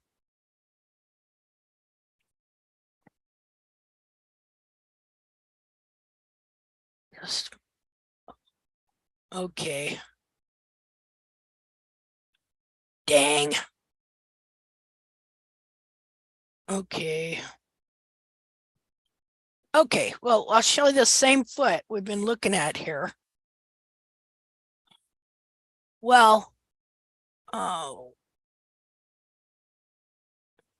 let's see here. Okay, so this is, and then we're going to go to YouTube so I can show you where that's at so you can find this foot in YouTube. So this is the foot right after the hoof capsule was taken off. Well, no, right after they're taken off, they're blood red. But then when you soak them in water, all the blood comes out, and this is the actual color they are. See, it's skin.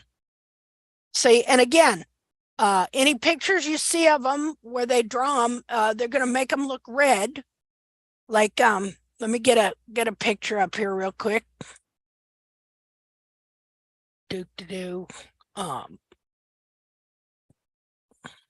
That's why I got a file called Bad Anatomy.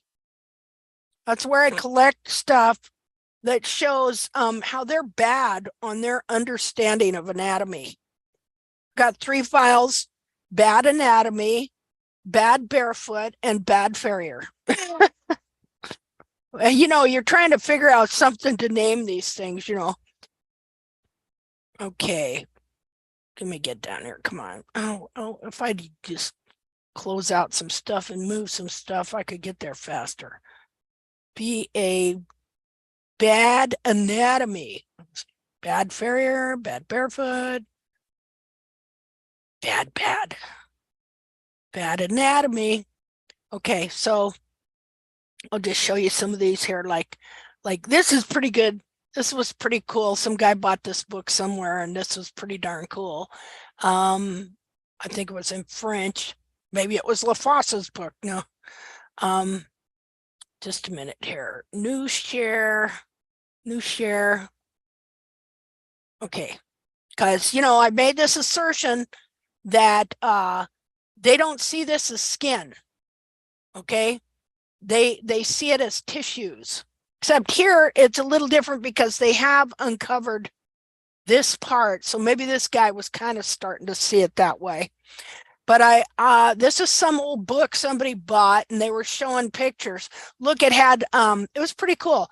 It had flip opens things. So that's pretty neat, huh? I don't know whose book it was. Obviously it's in French. See there? So I don't know who did that book. But let's go back a ways.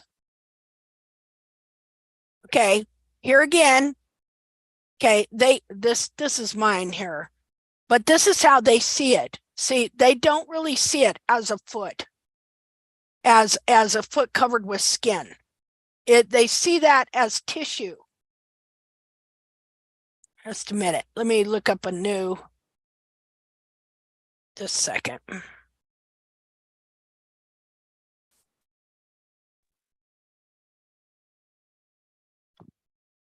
Okay, go back up there.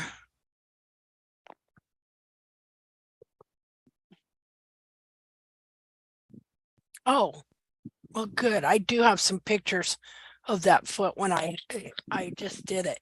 Just a minute. Ah! Just a second.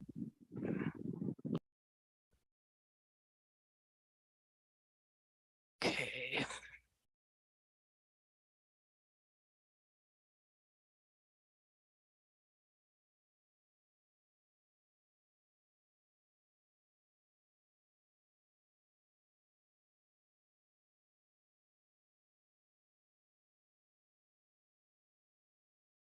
Okay. Okay, well, I'll show you this.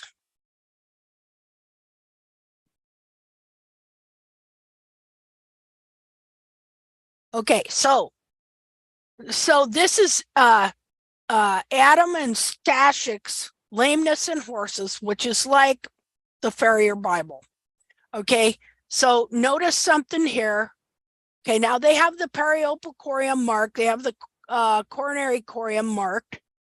But notice that the one I showed you at the bottom of the foot, they don't have that. And they make the foot only concave, which this little thing here, see, there it is right there. You can see it on this foot right here. Here's Merrick Vet Manual versus the real foot. Merrick Vet Manual doesn't have it either. Now, on the bottom, it kind of shows it.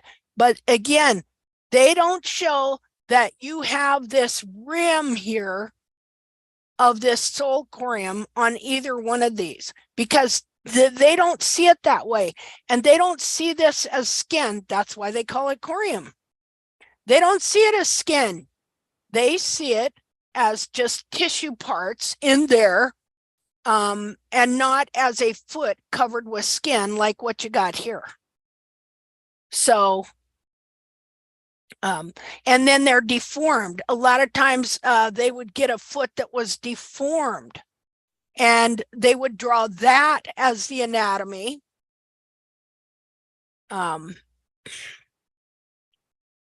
Like here, showing that as the foot.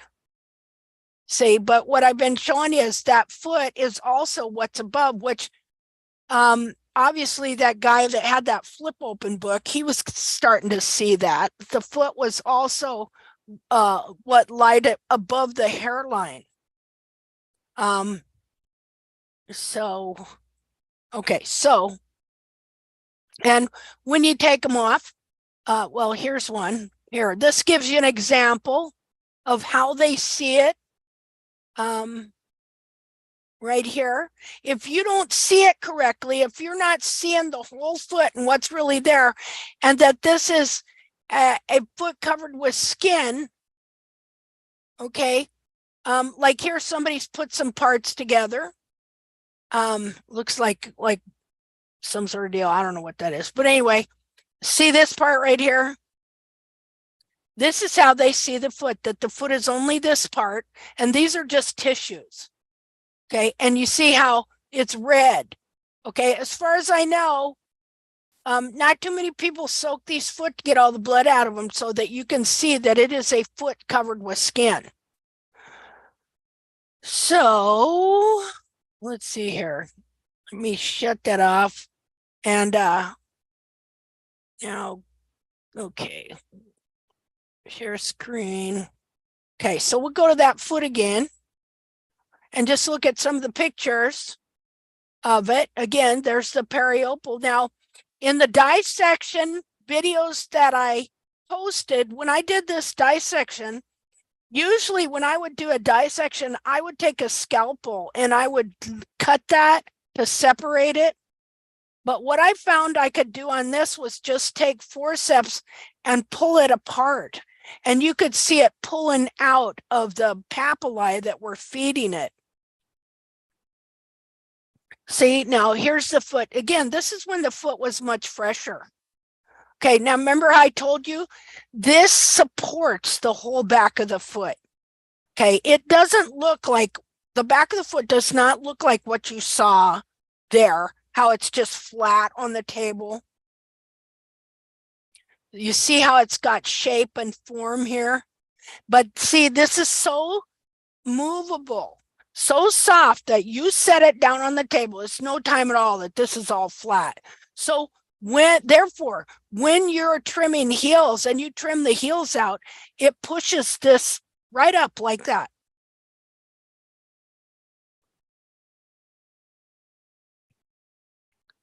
Now, this foot was not perfect. If, like, say this horse was alive and I was going to trim this foot, I would restore the frog, and the frog would come back higher in the foot. And this, you see where the foot wants to be here? This would be up here, higher. This is pulled down, actually. So there was, and that is why you have these rings in this foot as well. Because when the foot is not right, and you can see the pressure here from, see how that red is there? That was from this being pulled down further than it should be. These heels should have been higher up, the hairline higher up back here. Even the cartilage would have been extended more, and these rings would not have been in the foot.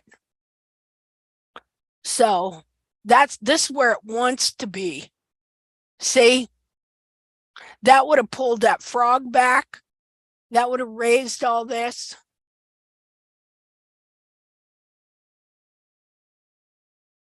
So again, it's a skin covering, just like this.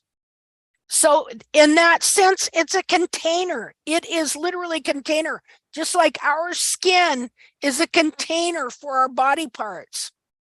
And so if you don't see this as a foot covered with skin and that the foot is up here too, any conclusions that you draw will be inaccurate.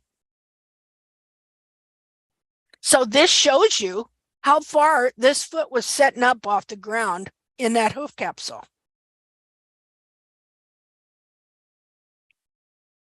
And this is where I start to skin it.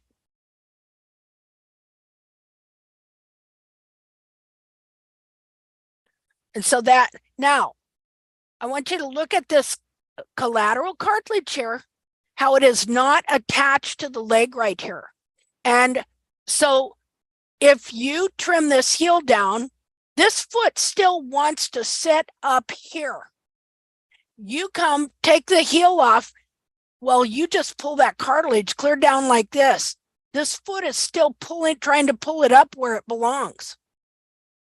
You've just pulled the nose over to your side of your face there. Boom. Okay, so the whole back of the foot wants to come back up. Well, because the cartilage is naturally curved, as it's being stretched up, it's pulling this hoof wall in that way. And so it'll either curl your heels in, it creates false heels, or it can contract heels. And then again, this cartilage is rounded and thin, and it's full. The digital cushion is firmly attached to the inside. Okay, there again, you see how this is not connected here?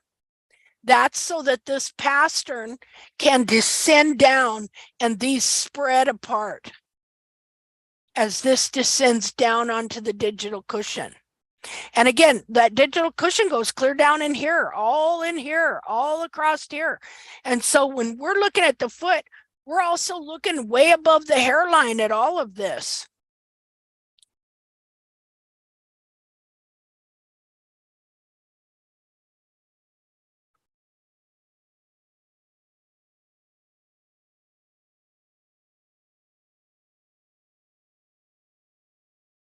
Here you can really see, I've removed the skin so you can see all the fat of the digital cushion.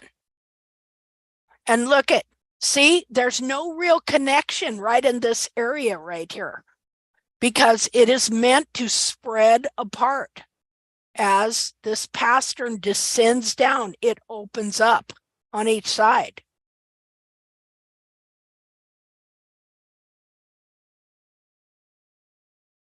So remember, again, here's that same foot. All right, now, of course, all this is removed in what we started with, what I showed you. And that's just dirt on my desk.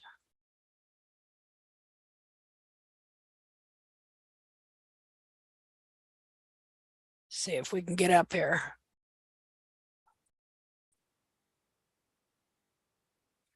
And see, this is a sign too that the foot was wanting to stand up more and it was being held down because this horse was barefoot trimmed. And the only reason it had heels was because it had a big fat dead frog on the bottom of it here. So she never trimmed the heels out. And of course it was due for a trim. And so it never, but the front feet were totally decimated by barefoot trimming, by a professionally trained barefoot trimmer. And really super great gal, nice gal, person. Let me see if I can find this here. Okay, pictures.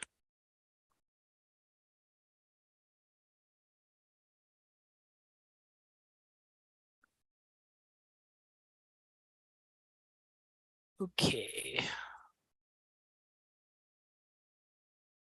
Well, isn't this just so freaking special that something's going on and my file is being corrupted. My file's being corrupted. I'm losing the pictures on this. Good thing that I downloaded all the videos that were left because now I just found the file corrupted with a bunch of Chinese letters on it. Like, what the hell? What the hell is going on? Does anybody know?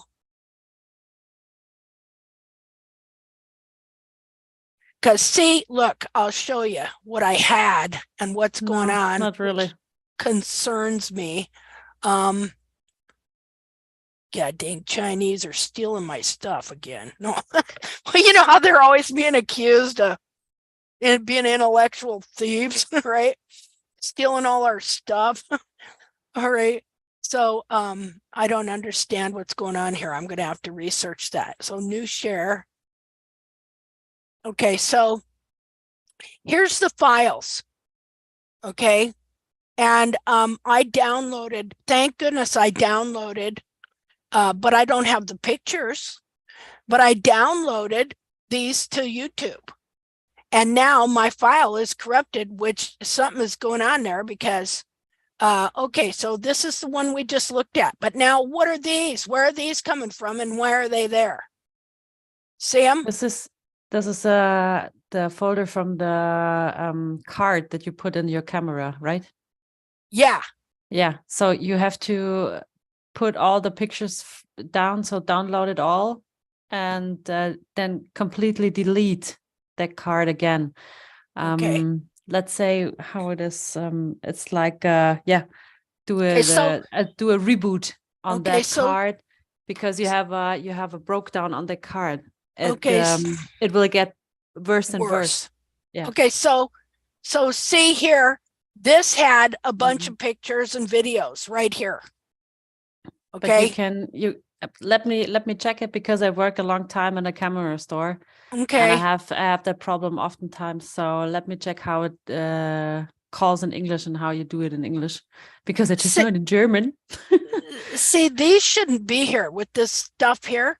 Now here's some pictures, but I had pictures here. This was full yesterday. And you cannot reload it, right?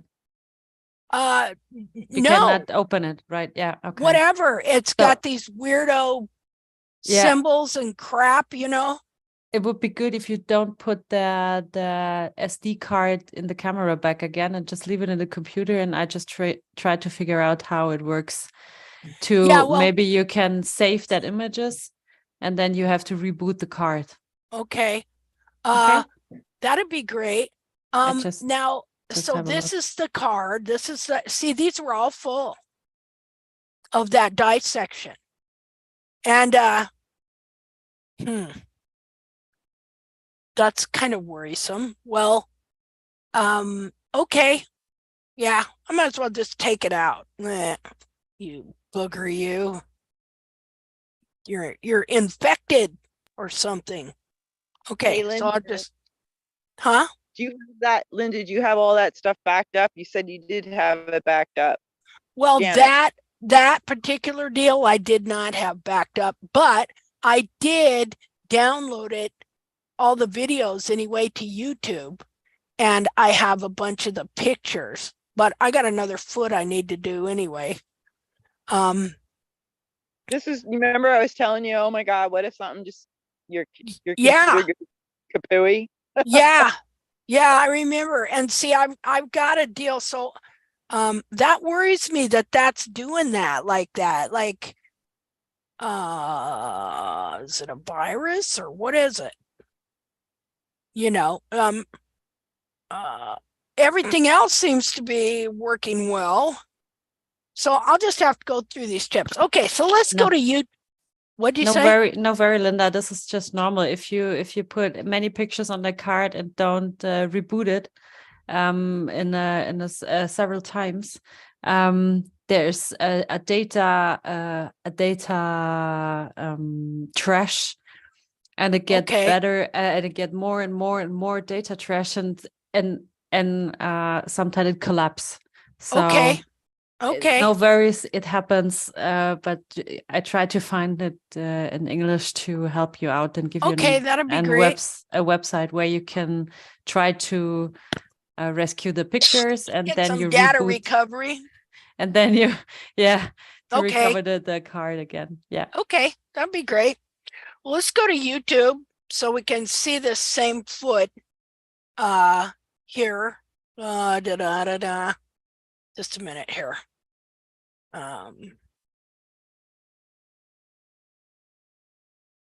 Yeah, because see, I had some pictures as well of the front foot that was totally foundered and screwed up. So interesting, you know, it wasn't what the horse ate, because if it was what the horse ate, it'd be all 4 feet. Well, I would assume, you know, you can there. I imagine there's exceptions to the rule, you know. Okay, so oh gosh, cleaner, new window.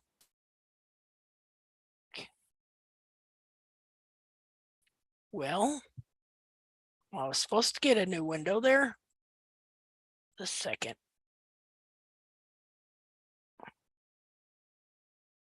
Gotta shut some stuff down here.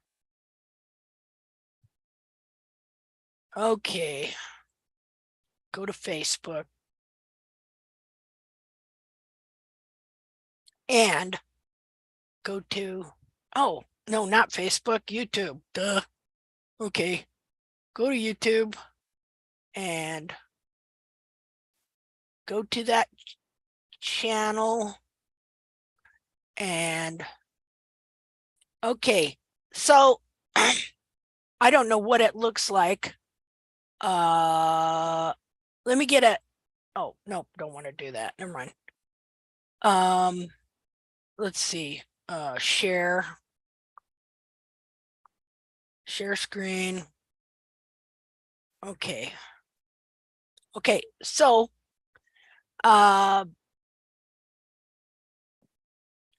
this dissection is under playlists under Introduction to Understanding the True Anatomy of the Horse's Foot. And I tried to make them short and easy to follow. I've got all of them up. I've got, let's see, 1, 2, 3. I've got 8 uploaded, but I've got 4 more that I got to put on there.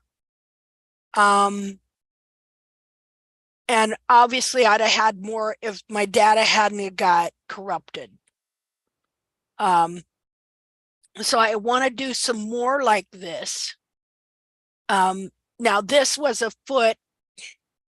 I can't remember if this is one of the feet I took the capsule off of, and all the cartilage had turned to bone because it looked like a good foot, like that black foot you just saw there. Wait a minute. I think it was this was a foot that I did take the capsule off of, and the whole capsule back here had turned to bone. You know how in that other foot it's cartilage? This, okay, the coffin bone ends right about here, and then it's cartilage back here, but this had all turned to bone back here because of the compression. You can look at this foot back here and tell, if you know the shape of the true cartilage, that this cartilage has been pulled down and forced into a smaller capsule. And you can see it too in the swelling of the periopal band here. So anyway, in this video, I go through this deal in the foot, and then so there's like 8 versions. I including I show pulling the hoof capsule off here. And then once the hoof capsule is off, because I go through first where I show you, like here, I show you how after I soaked it, how I take the forceps. And this was there were so many firsts on this dissection. Like I said, I'd never pulled the periopal off like this before, and I was like astounded. I mean, it's reasonable now. It makes reason to me now. But at the time, I used to, like I said, I just would take a scalpel and cut it. But this was just wonderful because I was able to just pull the little papillae and the band out away from the skin and release it. So anyway, so that one's 19 minutes, but they're no longer than about 19-20 minutes. Most of them are shorter. And then if you get all this skin off, then you can work at getting the just a minute here, we'll go back here. Oh, wait. Oh, I think I switched over to another video. Let me go back. Okay, so see, getting all that off of there, all the little papillae, until you get back here to this frog stay, and then you work at getting that loose.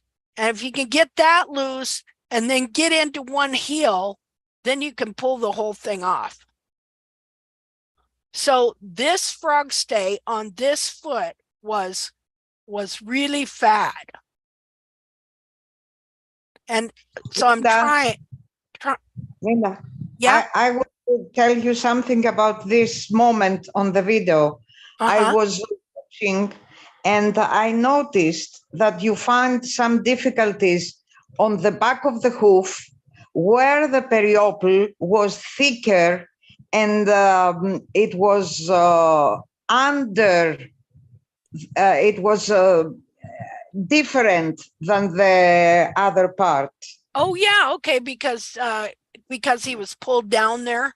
Yes, like it was pulled down. It was thicker. You couldn't tear it off. Yep. Easily. And I saw that the periople itself was double on thickness. Yeah. For the rest of it. Okay. Yeah. Well, that makes So sense. this confirms. Yes, this confirms when you always say that when the periople is down to the is trying to maintain the hoof connected, it becomes bigger, harder, and thicker. Yeah. So yeah, that makes sense. Good eye. In this video, it is properly shown. You can see. That's cool. Because see, I never thought of that, or I never noticed that, you know, and stuff. So that's awesome. These 8 videos I've seen are the best on the 10 years I am with you. Oh, thanks. They are so well and easy to understand. I made a comment and I said, if anyone cannot understand this, he doesn't want to understand. Yeah. Because they are so clear. I mean, everything is clear in these videos. Oh, that's and I look forward for the next 4. Okay. Well, and do some more after that. And see, this is what we're going to have to do to change people's minds, I'm hoping. And that really blesses me too, that you're seeing it like that, because that is really, really, really what I was trying to do. Trying to just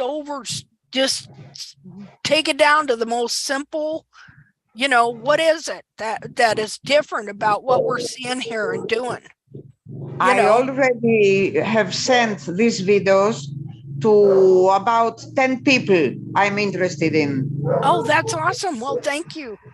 No, it's my job now, because I have to explain everything. And now they are, even if they don't speak English, they can see everything. Yeah. I was always telling them. So I think these are the perfect way to explain TACT. Okay, great. And I want you to know.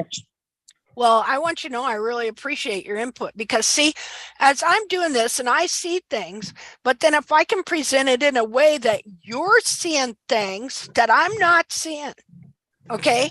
Because even though, okay, I know that obviously, the periople's getting thicker and we've seen this, okay? But then I'm showing you this video and you noticed and made that comment on that particular periople, and see how you put a piece together I had not put together. Well, that's the way it should be. This is TACT. Yeah. TACT team. That's right. Thank you very much. Oh, hey, about these videos. Thank you. Okay, so see how if you can get that loose, okay, that's the beginning. That's the start. And now I can really see it. Now I'm really seeing how thick that periople is. Then if you can get one heel loose and get that one heel started, that will come off. The capsule will come off. It will just zip right off. Let's see here. Now, what I got, the thing I got fixed here is I actually got an old bedstead. Don't look at the junk. I got an old, it's an old iron bed frame, and I have it turned on its side because it's got bars. And then I got this thing, and what do you call those ratchet straps? I got a ratchet strap, and then I just take and I pull on that bed frame, and it stretches that up because it's kind of bent over to the side, and I can just work that heel off gradually, because I don't want to tear it, but what's interesting when you're doing it is you see how flexible the foot is. See if See there? How flexible the horse's foot is? Well, yeah, and that's got that frog in between it there. So you get one heel off, and then the rest of the heel, it sounds like Velcro coming off when you finally are able to get that one side off. Let's see, we'll fast forward it here a little bit. I wasn't very good with the camera. Oh, there we go. Let's see. So this configuration has to fit in a specific way on this foot. Look there, you can see the inner heel right there. So when these heels get trimmed out and that hoof capsule gets made smaller, you got these false heels that ride up and set on a place on the foot they were never supposed to be. And that's why you get these abscesses all the time. You know, these barefoot trimming, you ever hear in these groups? Abscess after abscess after abscess. It's an epidemic. And anytime they see like a bit of a bulb that's been compressed and things got wet and it was popping out, right away they're all going, it's an abscess, it's an abscess, it's an abscess working its way out. Because they have constant abscesses in these feet, because the capsule is not fitting the foot and it's laying on parts of the foot it shouldn't be laying on. Like when your heels are laying up in your quarters, you know, and the whole back of your foot has been under there. Well, your shoe ain't fitting the foot, you're going to get an abscess. It's no different than if I had odd, ill-fitting shoes that were rubbing and on a place and forcing my foot into a wrong position, I would get a wound. It would start out as a blister, then it would work its way into the flesh, and I would get a flesh wound. And that is what is happening. So I think we finally got it off here. See how much they stretch. Look at that.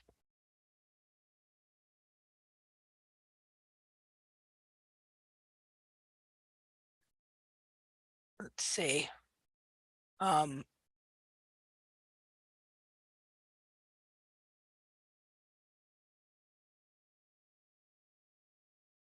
So when your capsule's too small, your foot here that's compressed into it wants to burst out the back. If the periopal gets really loose and wet and expands, it releases the foot and the foot can expand out of the capsule. And that's why we want to grow, you know, we want to do a release and growth at the same time. Otherwise, the bulbs will pop out. There's nothing there for them to be in. It's about ready to come off. If I had it more on the side, it would come off easier. Now, a lot of this, since I soak them so long, there's not as much blood in them as in a lot of where you see a capsule removed. A lot of times there'll be a lot more blood. Let's see, let's get up here. Now see the heel. Now this heel has been pressed forward a little bit. Do you see that? We saw where in the back of the foot was the back of the capsule was pulled down. So his heels were trimmed out some. And as a result, it did affect this heel, because this heel should not have any slant in it like that at all. This heel should be standing, have a lot more shape to it.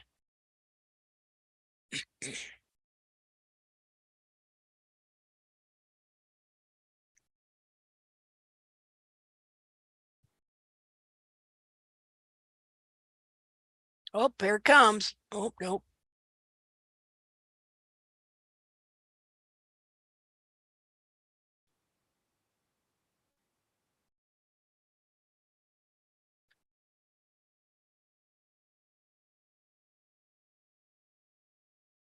Now notice there's no blood in here. So when you get down, when all this is soaked, again, it's just going to be the color of skin. Why? Because that's what it is. It's just skin. So it is covered with skin. You don't see a coffin bone. You don't see a digital cushion. Why? Because they're internal parts covered with skin. And so the skin is one unit. Okay, it's like that squeeze ball that I've got. How you squeeze it, the stress ball or whatever you call them, they're you can squeeze it and it squeezes out of your hand. It's rubber. I forget what you call it. But anyway, that's what this would be like if you trim the heels out and you start compressing all the back of this foot. Well, it's going to affect it affects the whole foot. But what do they look at? They look at the coffin bone on an x-ray. What do they look at? They look at the coffin bone. That's about all they see. Okay, looky there. See the rim around the foot here? The lamina comes down, and then before it gets to the very end, what do you have? You have that sole corium rim that also produces that yellow glue in the white line. So, see, I think it's interesting back here that there just wasn't, you know, there wasn't any blood at all back in here, which was interesting. Interesting. Well, I was wanting to show you, I hope on here somewhere I have a picture of the frog stay. Let's see. Okay. Oh,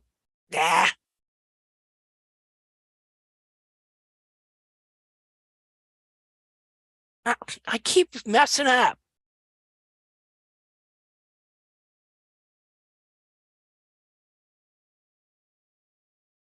Okay, this shows you how flexible the frog is. And you see that big fat frog stay? Okay, that's what ultimately what we're getting at. The difference between when you see them, they're different widths. They're not all thick like this, but they're supposed to be. Okay, and they're different widths because as the heels get trimmed out, a lot of times the bulbs contract. If the bulbs are squeezed together, they can't grow a big fat frog stay like this. And so anyway, let's see if I can find a better picture of it here.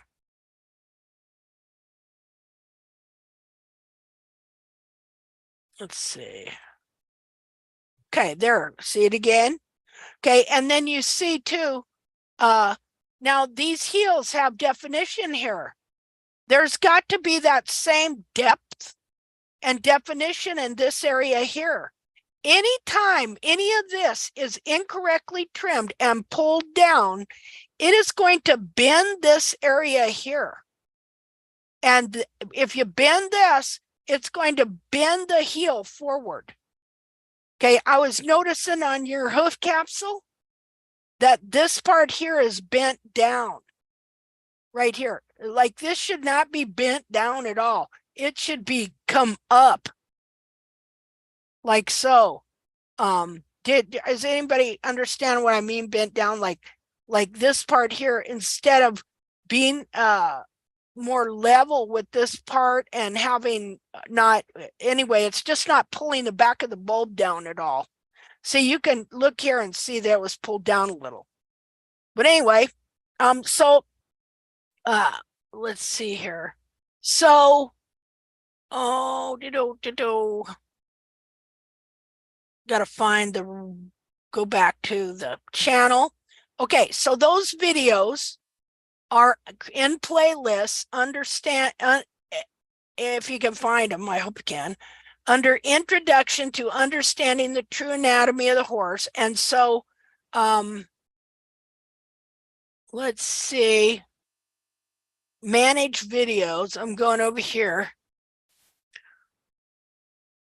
Okay, so I have these yet to put there. Let's see.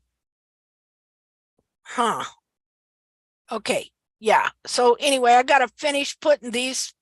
What I got? 1, 2, 3, 4, 5.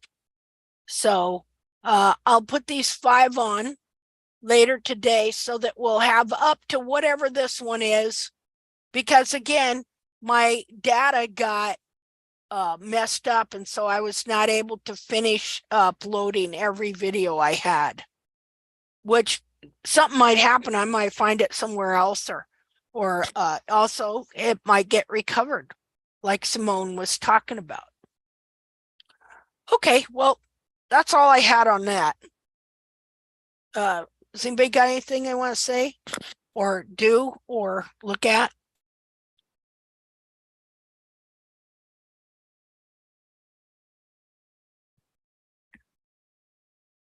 Hello.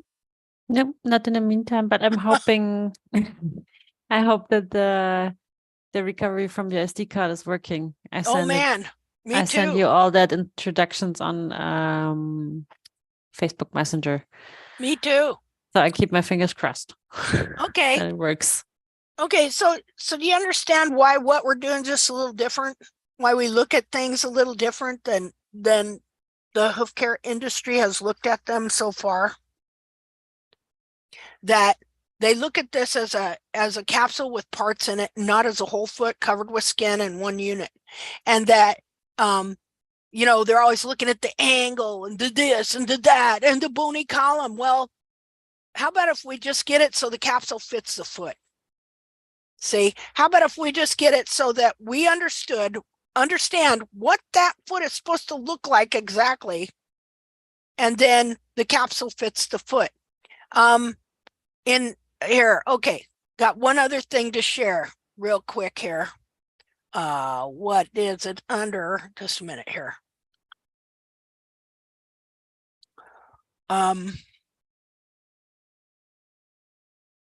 Oh yeah, it's only 2. Oh. Let's see. I'm going to show you this one other thing because there was one other thing I wanted to show you in this regard. Got to remember where this is. Let's see. Bracy Clark.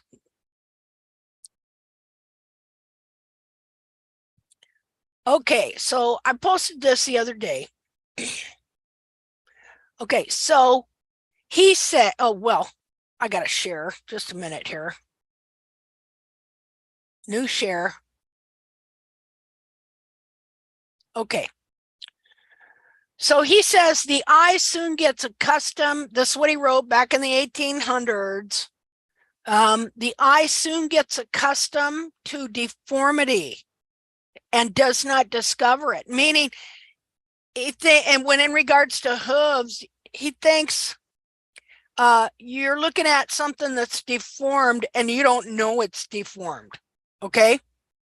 So it says this error that I was looking at deformed feet, didn't know it, was that embarrassed and misled me in all my first experiments on what I conceived to be the natural foot. Well, I'm going to tell you that this very same thing has happened to every single person, and especially to all these barefoot gurus. They are looking at deformed feet and they don't even know it. Okay.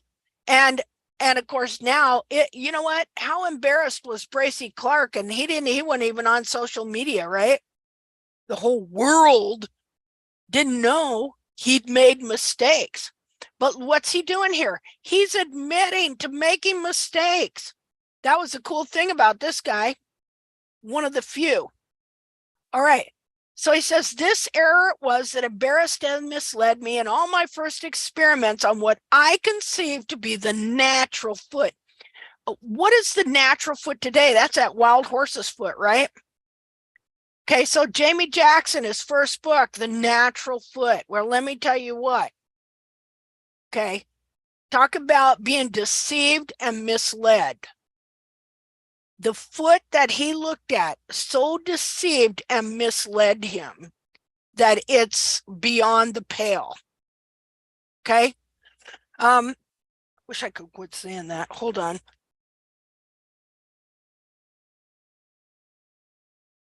Gotta have a drink here of water. Okay, so his ideas got spread around all over the place, got spread over to Casey LaPierre, who come up with this theory on how the foot works, because this deformation is so common. Okay, I got another picture of him on YouTube doing a dissection where he takes off 2 hoof capsules. Well, he takes them off in parts. And it shows 2 feet that are totally deformed, but he does not know it. Okay, because see, all these men copied from one or the other. Okay, quit saying that. I'm gonna smack myself the next time I say okay or K. It's like a speech impediment, and I'm sick of it. So I'm not going to say it anymore. What you find happening is that men build on error. One man comes up with an idea and it's wrong, but it becomes a foundational understanding that other men build upon. And that is the barefoot trimming. What would you call it? Industry now? It was a movement within hoof care that was different than farriery, traditional farrier practices. And you have to look at the background of what became called the natural hoof care industry, natural hoof care practice, belief, whatever you want to call it, which came to be called barefoot trimming. And we have to specify that now what is called barefoot trimming is a method that can be directly traced back to Jamie Jackson's opinions on a deformed foot. And then that everybody after that, not Gene Ovenick though, Gene Ovenick had his own research. And his ideas and the image of the foot that he had is totally different than the image of the foot that Jackson portrayed. And these men did not know one another. Jackson claims to have studied wild horse feet from 1982 to 1986. Gene claims, and has research to back it up too, that he studied feet from 1984 to 1986. Neither of these men knew one another. The first, Gene, heard of Jackson, and I know this from a personal friend of mine who was trained by Gene Ovenick to shoe horses and rode around with him in Montana learning this, was they were down in, I think it was Colorado. And they heard of this guy that was teaching on wild horse feet that he'd studied. And they went to I don't know where it was, but they went to some sort of talk thing he gave to listen to him. And this was in 1990. And so Gene had done that research too. So he was interested and he wanted to hear what the guy was talking about. But, you know, according to my friend, they weren't seeing eye to eye. The research that Gene did, he didn't think it was the same as what Jackson was teaching, you know, but he's a nice guy, very unassuming. He never said nothing. He just went and did his own deal. which was the whole natural balance theory of shoeing and trimming. Meanwhile, Jackson kept promoting his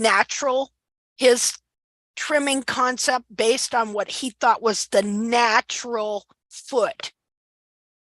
All right, I'm going to show you a picture. Now, I'm going to show you some pictures. First of all, what I want you to see here is once you've been taught something wrong, you can't always see what's right in front of your face. All right, because this foot here is an anatomically correct natural foot from a wild horse. Look at the coronary band. It's straight. Look at the heel buttress, how it connects to the back of the heel, grows down, joins up with the sole, and then they grow to the ground about an inch. Look at the bottom of the foot. It's flat. It's flat. It's not arched. Okay. Oh, I said that word. It's arched. It's not flat. I'm going to overcome this thing. I hate that. And so you have uniform sole thickness. There is no arch in the quarter. Got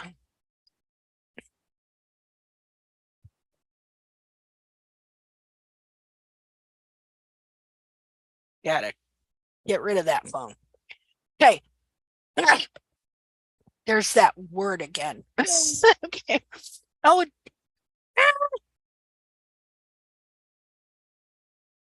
trying to start a sentence sometimes without saying a word that you have for a filler word that you have used for your whole life is very difficult. Let us go back to what we were discussing. The coronary band is straight. The hoof wall grows down at a slight angle, but in parallel fashion all the way back to the heel, and there is no arch in the foot. That is the natural foot. That is the true foot. Now let's look at this foot. Internal arch theory. This is a theory. And the theory about this foot is that it has a natural arch in it. But it doesn't. This is a distortion. This is caused from the heels being trimmed out, and as the heels are trimmed out, it pulls the coronary band here down, around, behind, and under the foot. It also shoves the heel forward. Eventually, it can shove the heel right on up like this. It makes the coffin bone look, well, he hasn't got it totally ground parallel in his picture here, but this foot is not a drawing. This foot is, it's partially drawn, but it's partially a picture of a foot that he removed the hoof capsule off of. And so the foot was deformed. Now, do you see this little piece right here? Can anybody tell me what they think that might be? Anybody? Heel buttress? No, it's the frog corium. Uh-huh. The frog corium also is pulled down and pushed forward. Now, the only reason I know that, for two reasons. One, I have another picture of this foot that shows it without this on it. You can, it kind of aims towards the back and you can see the frog corium back there. That's the frog corium up behind the foot. That's why we know this is a picture as well. And also I did a dissection where I'm going to show you this, well, how would you say it? Where I proved this whole thing out. Now, I didn't know I was proving it out at the time, but it did prove it out. And it's something that I have shown you before. Okay, so in, There's that word. I'm going to get me a K jar. OK and K, and I'm going to put money in it. There we go. I am going to show you this dissection I did where this very thing happened and proves this out. Now, I just recently came to understand part of this theory that I did not know before, and that is that in his theory here, he thinks that the coronary band is like a band of rubber that keeps this foot contained in this type of arch. Now that's interesting, since we know that as the heels are trimmed out, that the periopal band, which is right above it here, gets pulled in between the bulbs and can grow over the whole frog. So what he's seen something in nature, and he is trying to explain it, but he's looking at a foot that's deformed, and he's giving it his interpretation without understanding that this is supposed to be straight, that when the heels are trimmed out, the periopal band is what binds the foot, that what they've called the coronary band is not even a band. It ends at the bars. The only thing that's a real band is the periopal corium. It encircles the top of the foot. The coronary band, coronary corium that grows the wall, it stops back here, turns and goes under the foot to about here and stops. So if it does that, it's not a band, right? A band encircles something. So, you know, that's a misname as far as I'm concerned. All right. I'm going to substitute all right for okay. I am now going to go, I'm trying to be very specific in how I'm talking so I don't say those two words, okay and K. I am now going to go and show you the dissection I did that I have shown you before that proves this whole thing out. What is the true foot versus what is the true natural foot of the horse, undeformed, versus the deformed foot that is deformed because the heels were incorrectly trimmed and it pulled the whole back of the foot down and under and bound it in.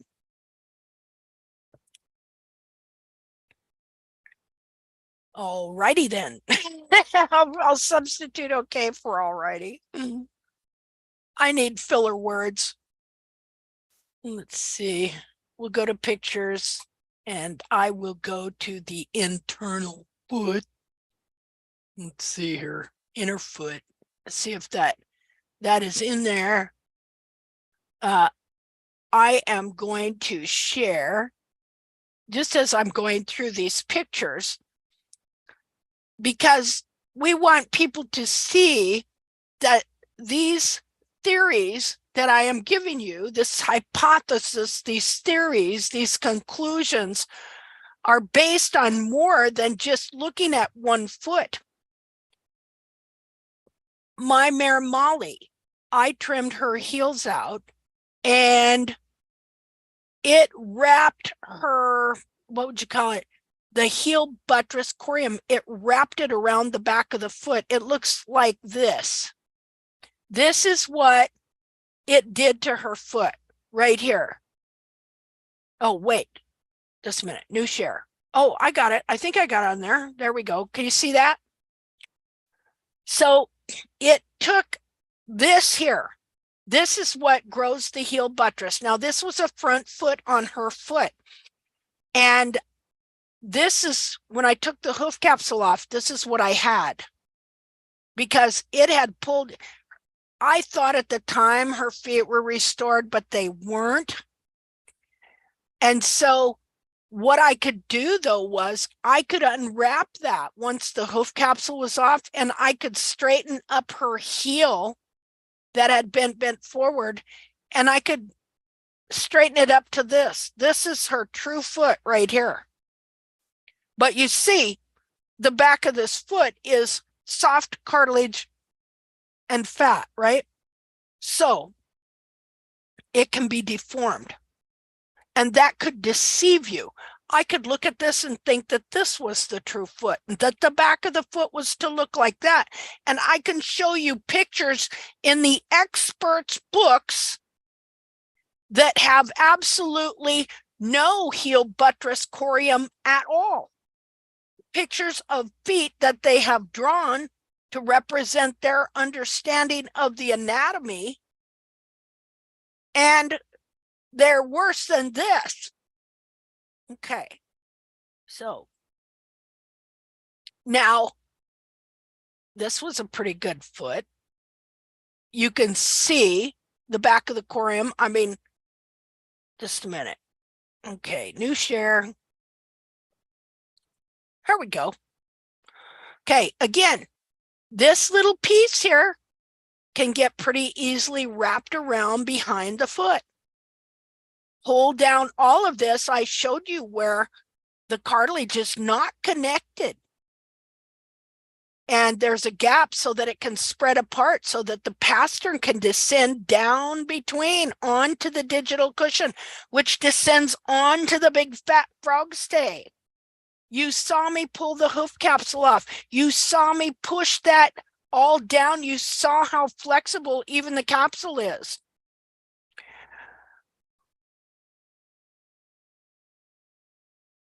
Just a minute.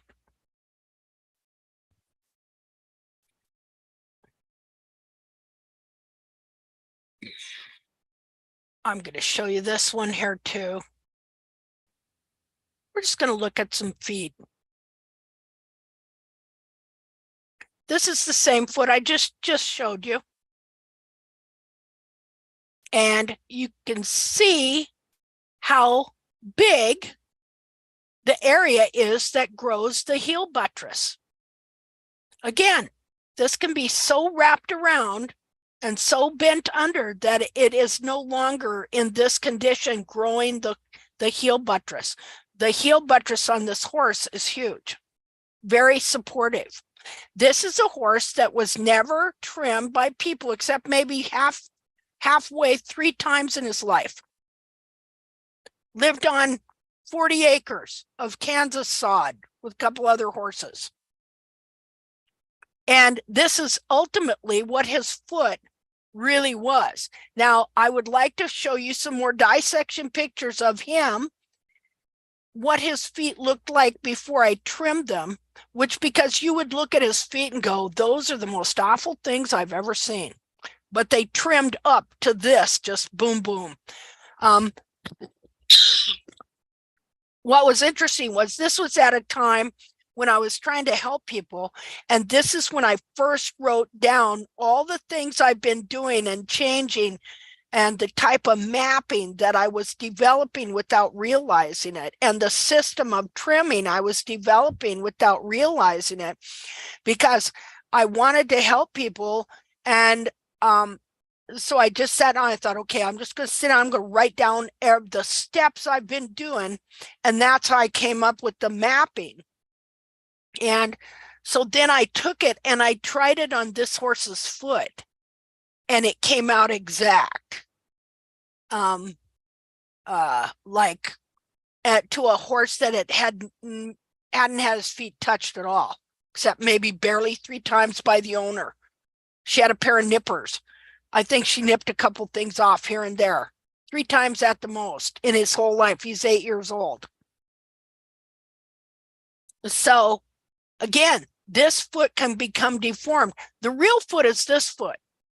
But when this foot here, when the capsule is trimmed incorrectly, it can change the shape of the capsule, which pulls this foot into that deformed shape, and nobody knows it's deformed. And so they think that's the true foot. And this can happen in the wild as well. Mother Nature, she's not a very good trimmer either a lot of times. Horse can, she decides to have a drought. There's not much to eat. The foot gets the heels worn down, pulls the whole back of this foot down and deforms it. You over rasp the heels. You do the same thing. You know that the natural trim of Jamie Jackson is based on rasping the foot to where you mimic a horse running around 20 miles a day. That's a lot. A horse only runs around 20 miles a day when he don't have a lot to eat. So, and it's not that they run around per se, but the water sources are far, everything. Well, that overwears the feet. It can overwear the feet. I don't want to put 20 miles on my horse a day. Okay. There's that word. This here are two deformed feet that had the heels trimmed out of them. These are K.C. LaPierre's dissection that go with his internal arch theory. Notice how they're pulled down like this? This might even be the foot he used for that. I don't know. Look at the frog corium. Remember, I told you. What are you looking at here? Here, let's look at that again. Why do I know this? Because I'm insane. Because I'm obsessed with wanting to understand this foot, obsessed with wanting to help horses. And the biggest thing for me is I have never liked contradictions.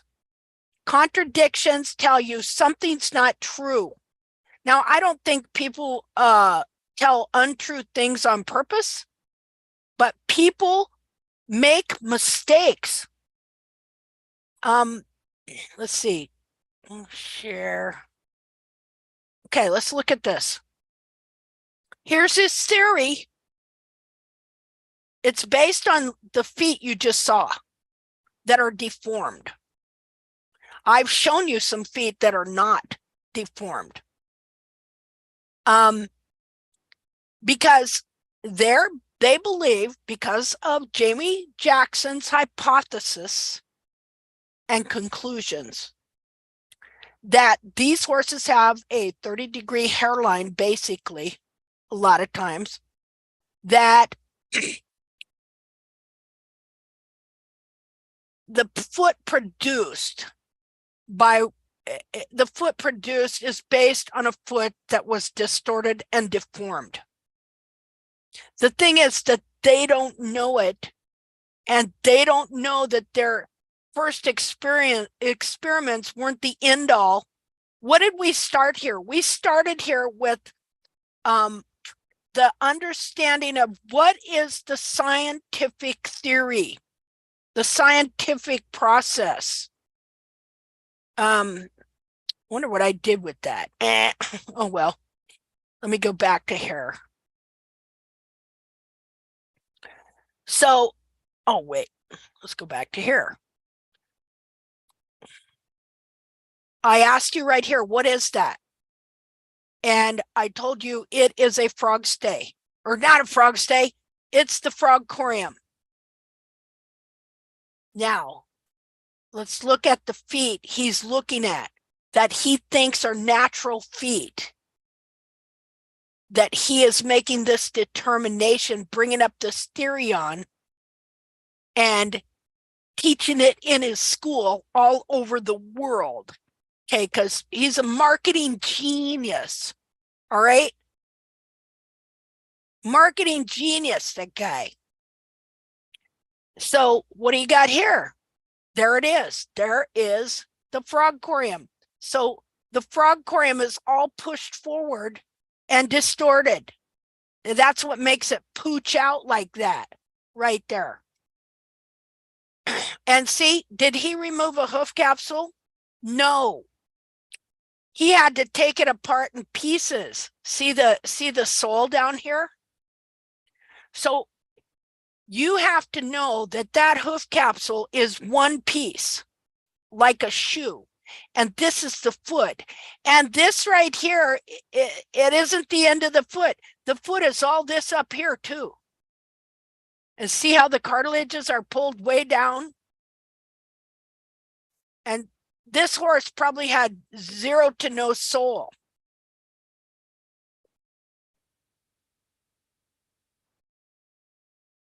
Deformed feet.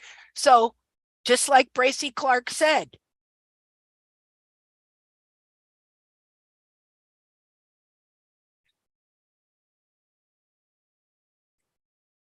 okay, there's this again, this was an anatomically correct foot.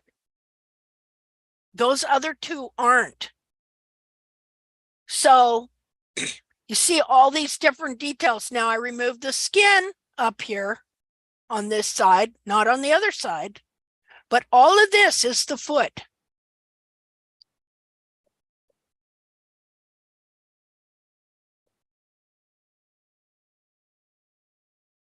Okay, this is another foot that was, this one wasn't anatomically correct if I remember right. Now I'm going to show you that here in a second.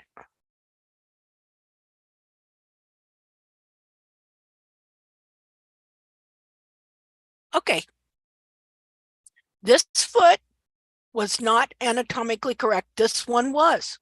This one was barefoot trimmed for 16 years and put down for shredded tendons.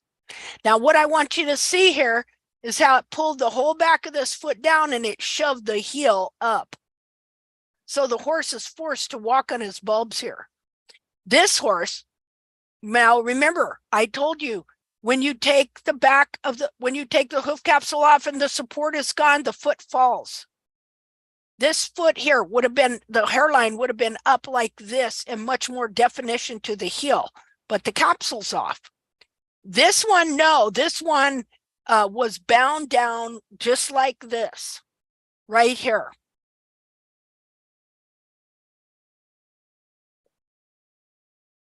Okay, let's see. And this foot was deformed due to being trimmed like that. This foot wasn't. And not only that, but look at the imbalance it creates in the foot. Again, this foot was barefoot trimmed. Just a minute. This foot was barefoot trimmed, Jamie Jackson style. This foot should have been at least out to here. This foot was a mare. She was smaller. This was a gelding, bigger boned. She had bigger feet than he did. Now, the only place I would fault this capsule is the guy didn't know how to trim pillars, and so her pillars were getting distorted here. And you can see what it was causing, the inflammation and tearing it was causing internally because of the red here. You got red going on, something's going on in the feet. Of course, you don't see it in the dark feet, you know. Okay, here's a foot, just like the one we just seen in the internal arch theory. This is a horse I trimmed for about 8 months. I know now that horse had almost perfect feet when I started, but I wouldn't have known a perfect foot regardless. And so how did I trim him? I trimmed him by the 1/3, 2/3 method. 1/3 basically in front of the apex of the frog, 2/3 behind, and you take the heels down to the widest point of the frog. You know, I don't know if I was learning any of Cheryl Henderson's trim there, which is a Strasser trim, which is shortening heels to whatever. But this here, I did that. Now, look at that. What is that? Who could tell me what that is right in there? Anybody still here? Hello? I'm here. My kids are distracting me. Oh, Now, does anybody remember what this is? This rounded piece here? The frog Frog. corium. Yep, it's frog corium. Now, what is this piece here?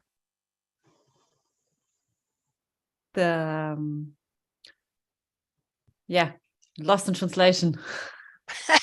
The heel buttress. Heel buttress, and up above are the cartilages, the fat. Yeah, up here is the cartilages. Yeah. Now, this is the heel buttress corium that grows the heel buttress. Shouldn't be under the foot, should it? Should it be growing this way? No, never. No, this is all supposed to be up here.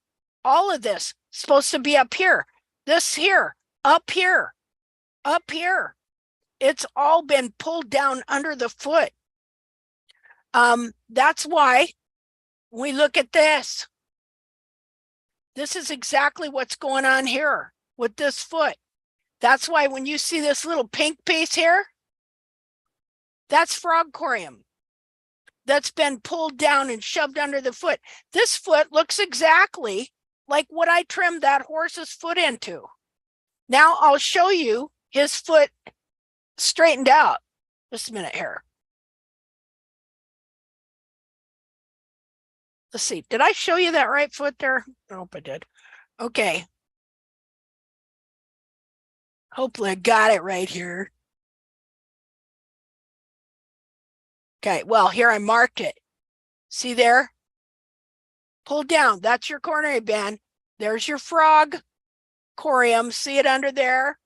This would be the side of the frog inside the collateral groove. So here's your heel. This is your coronary band pulled clear down like that.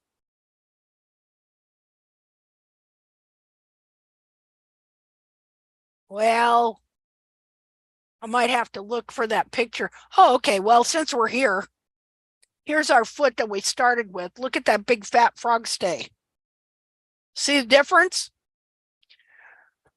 Let me go find this picture. Just a second.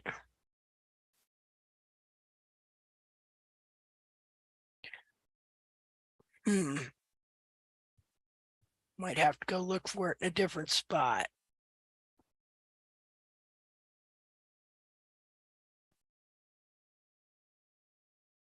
Okay, hold on a second. We're going to look for it in another spot. I think under cartilage. Cartilage.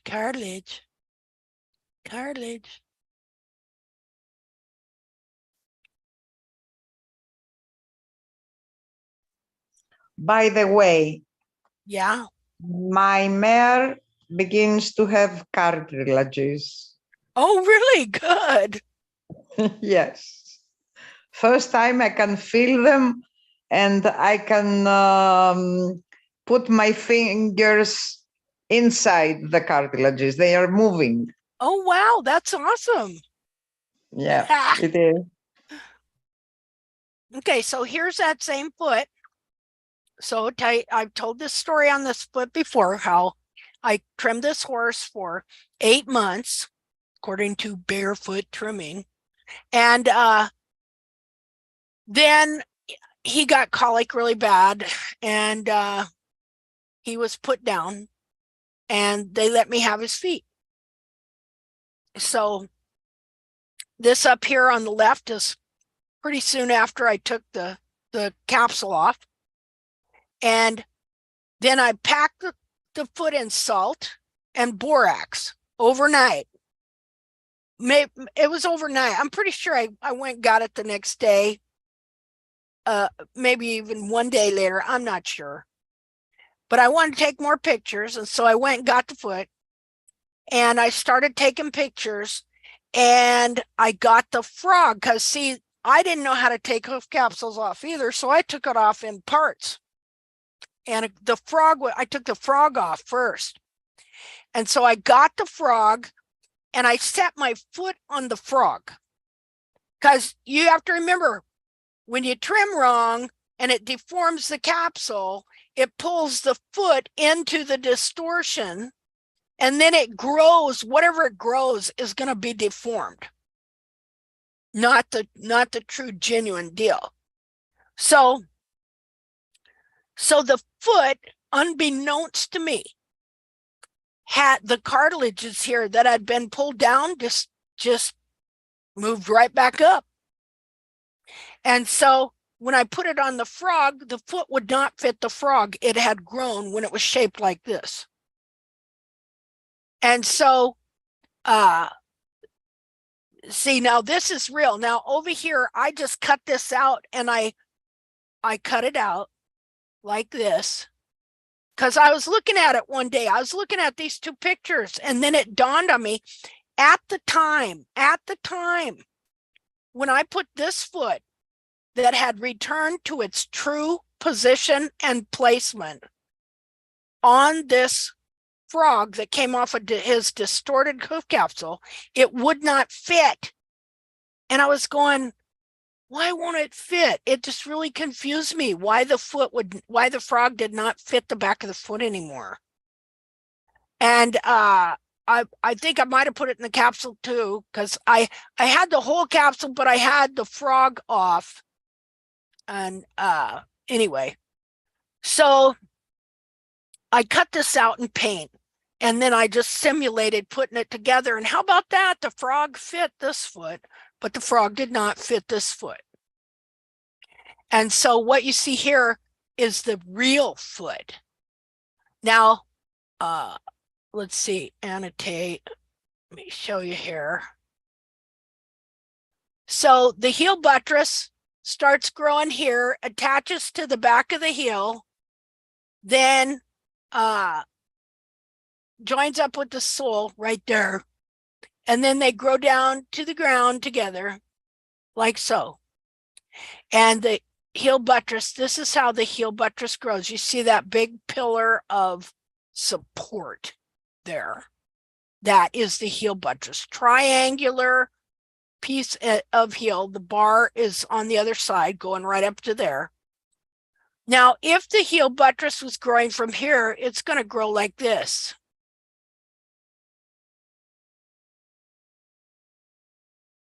And the whole time, you know, you're trimming it out, right? Like if this heel buttress, if I could just bend his foot down around like that, this heel buttress that I got right there would look just like this. See that? But the whole time this is happening, what are you doing? You're trimming this off as it's being pulled down. See there? Now, how many of us have seen this whole configuration many times, where this is your heel now, this is how your horn tubules are, and they're just getting longer.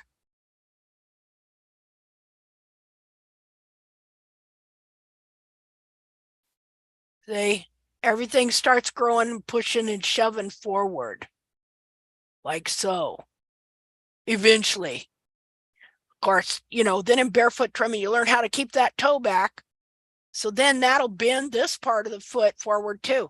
Look too how, because this is being bent down this way, this is bulging out more up here. Okay, so let me clear that. Okay, so here you have exactly what happened to produce this other foot. Just a minute. Oh, wait a minute.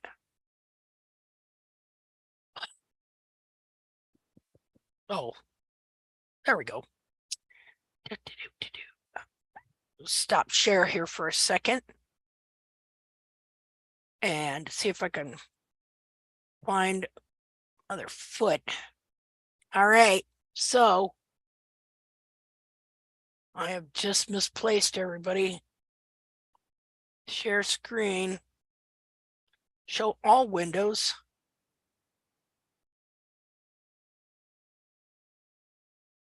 Okay.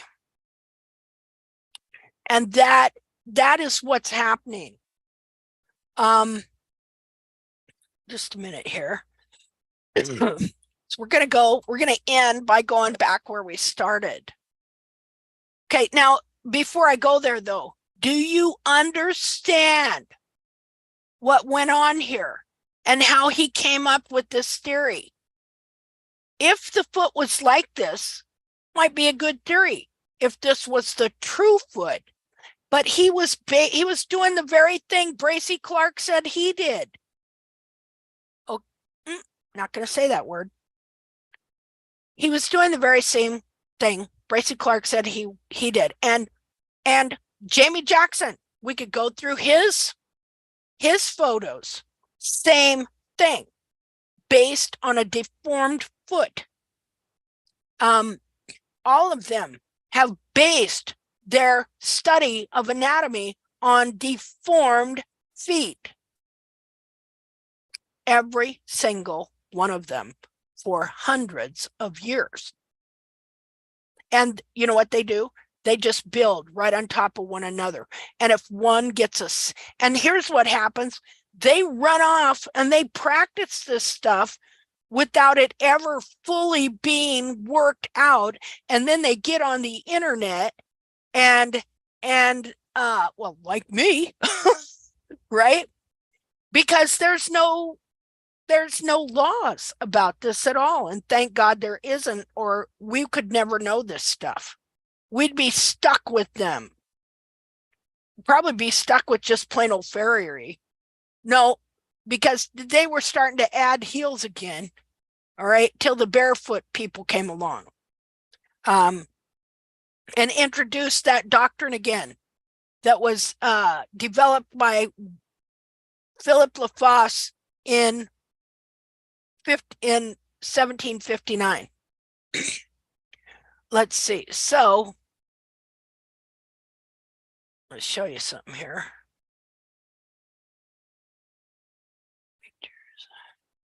Gotta find that again. We're gonna end there because see what we're doing? We're introducing a new hypothesis. So they're gonna have to redo everything. Hopefully one of these days. It's like pulling teeth to get them to do anything. You know what I mean? We'll stop with our deal on science, LMNOPQRS. I got to find it because I accidentally closed it.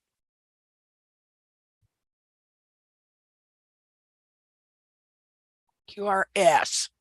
Where's the S's? SCI. Huh. Should read some of these things I got on science anyway. Science, where are you? Here you are. Okay, let's see. Share.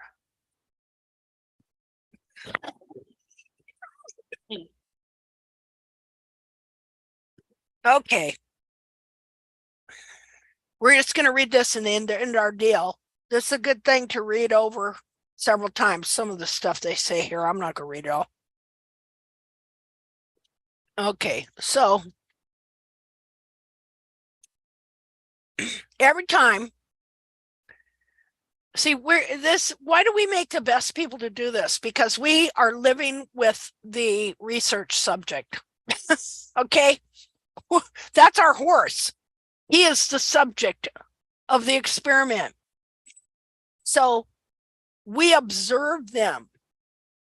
These people, I don't think that any of them really have observed or lived with the actual animal.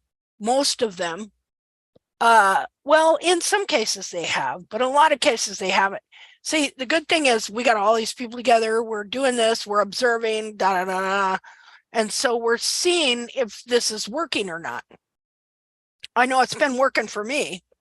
I'm not fully there yet, but it's definitely better than anything I had under trying to force my horse's foot into being like the Jamie Jackson model, the heelless, underrun.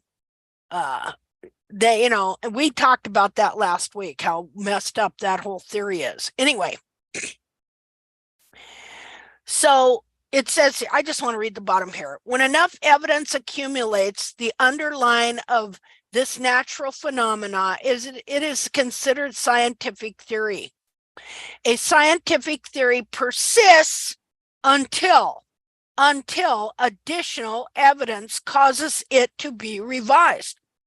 Nature's reality is always the final judge of scientific theory. So I personally think that this is a better theory than anything that they have. And this on the inner foot and the shape of the inner foot, and seeing the inner foot as a whole unit, and that's the real foot of the horse, and that the capsule has to grow to fit what is the true foot of the horse, but we have to know what the true foot of the horse is. And part of knowing what the true foot of the horse is to realize that the true foot of the horse gets deformed, and so you have to be able to recognize when it's deformed so that you're not basing your theories on a deformed foot. There we go. And then eventually you can come to pretty close knowledge of the truth. We would hope. Anyway, that's it. And so I hope that some of that helps you in understanding the true foot of the horse. Okay, well, I'm done. Thank you, Linda. Okay, hey, you guys have a great week. Same. Thank you, Linda. You too. Okay. Thank you, Linda. Oh, you're welcome. Thank Hi, you, Amanda. Linda. Hi, bye. Oh, bye. Hi, Stephanie. Bye, Stephanie. Hi, Roberta. Hi to everybody and goodbye to everybody. Bye-bye.